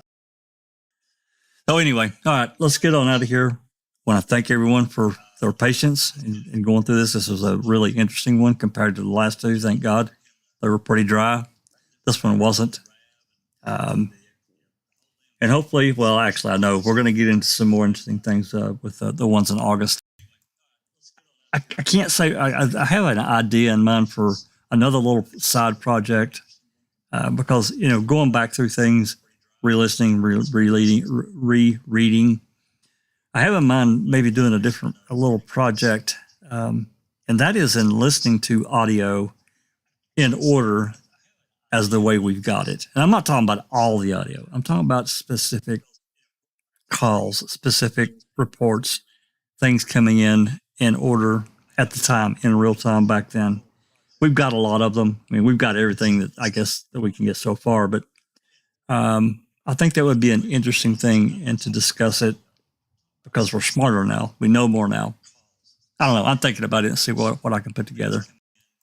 So maybe I'm not saying for the next open mic that I'm going to do that, but I might. But the plan is right now is to continue on with the depositions because I want to get these done. We still have many more. Not all of them are long, but some of them are. They're pretty long. Like Brenda Peterson at the end of August, it's long as hell. It's 200 some pages. So anyway, I'm ready to eat. I don't know about you, Susan, but I've got roast and potatoes and all that I kind had that last night. of. It was Yeah. so Well, good. just before we go, if do the YouTubey things for us, guys. Share, like, subscribe, tell your pals, get them to like, share, subscribe, share the videos out there. It's very much appreciated from each and every one of you. Absolutely. Thanks for all the subscribers and all the support. For that we use that for our different open records requests and other things as related to the case and all that kind of stuff. So with that said, I'm going to say this has been a Foul Play production.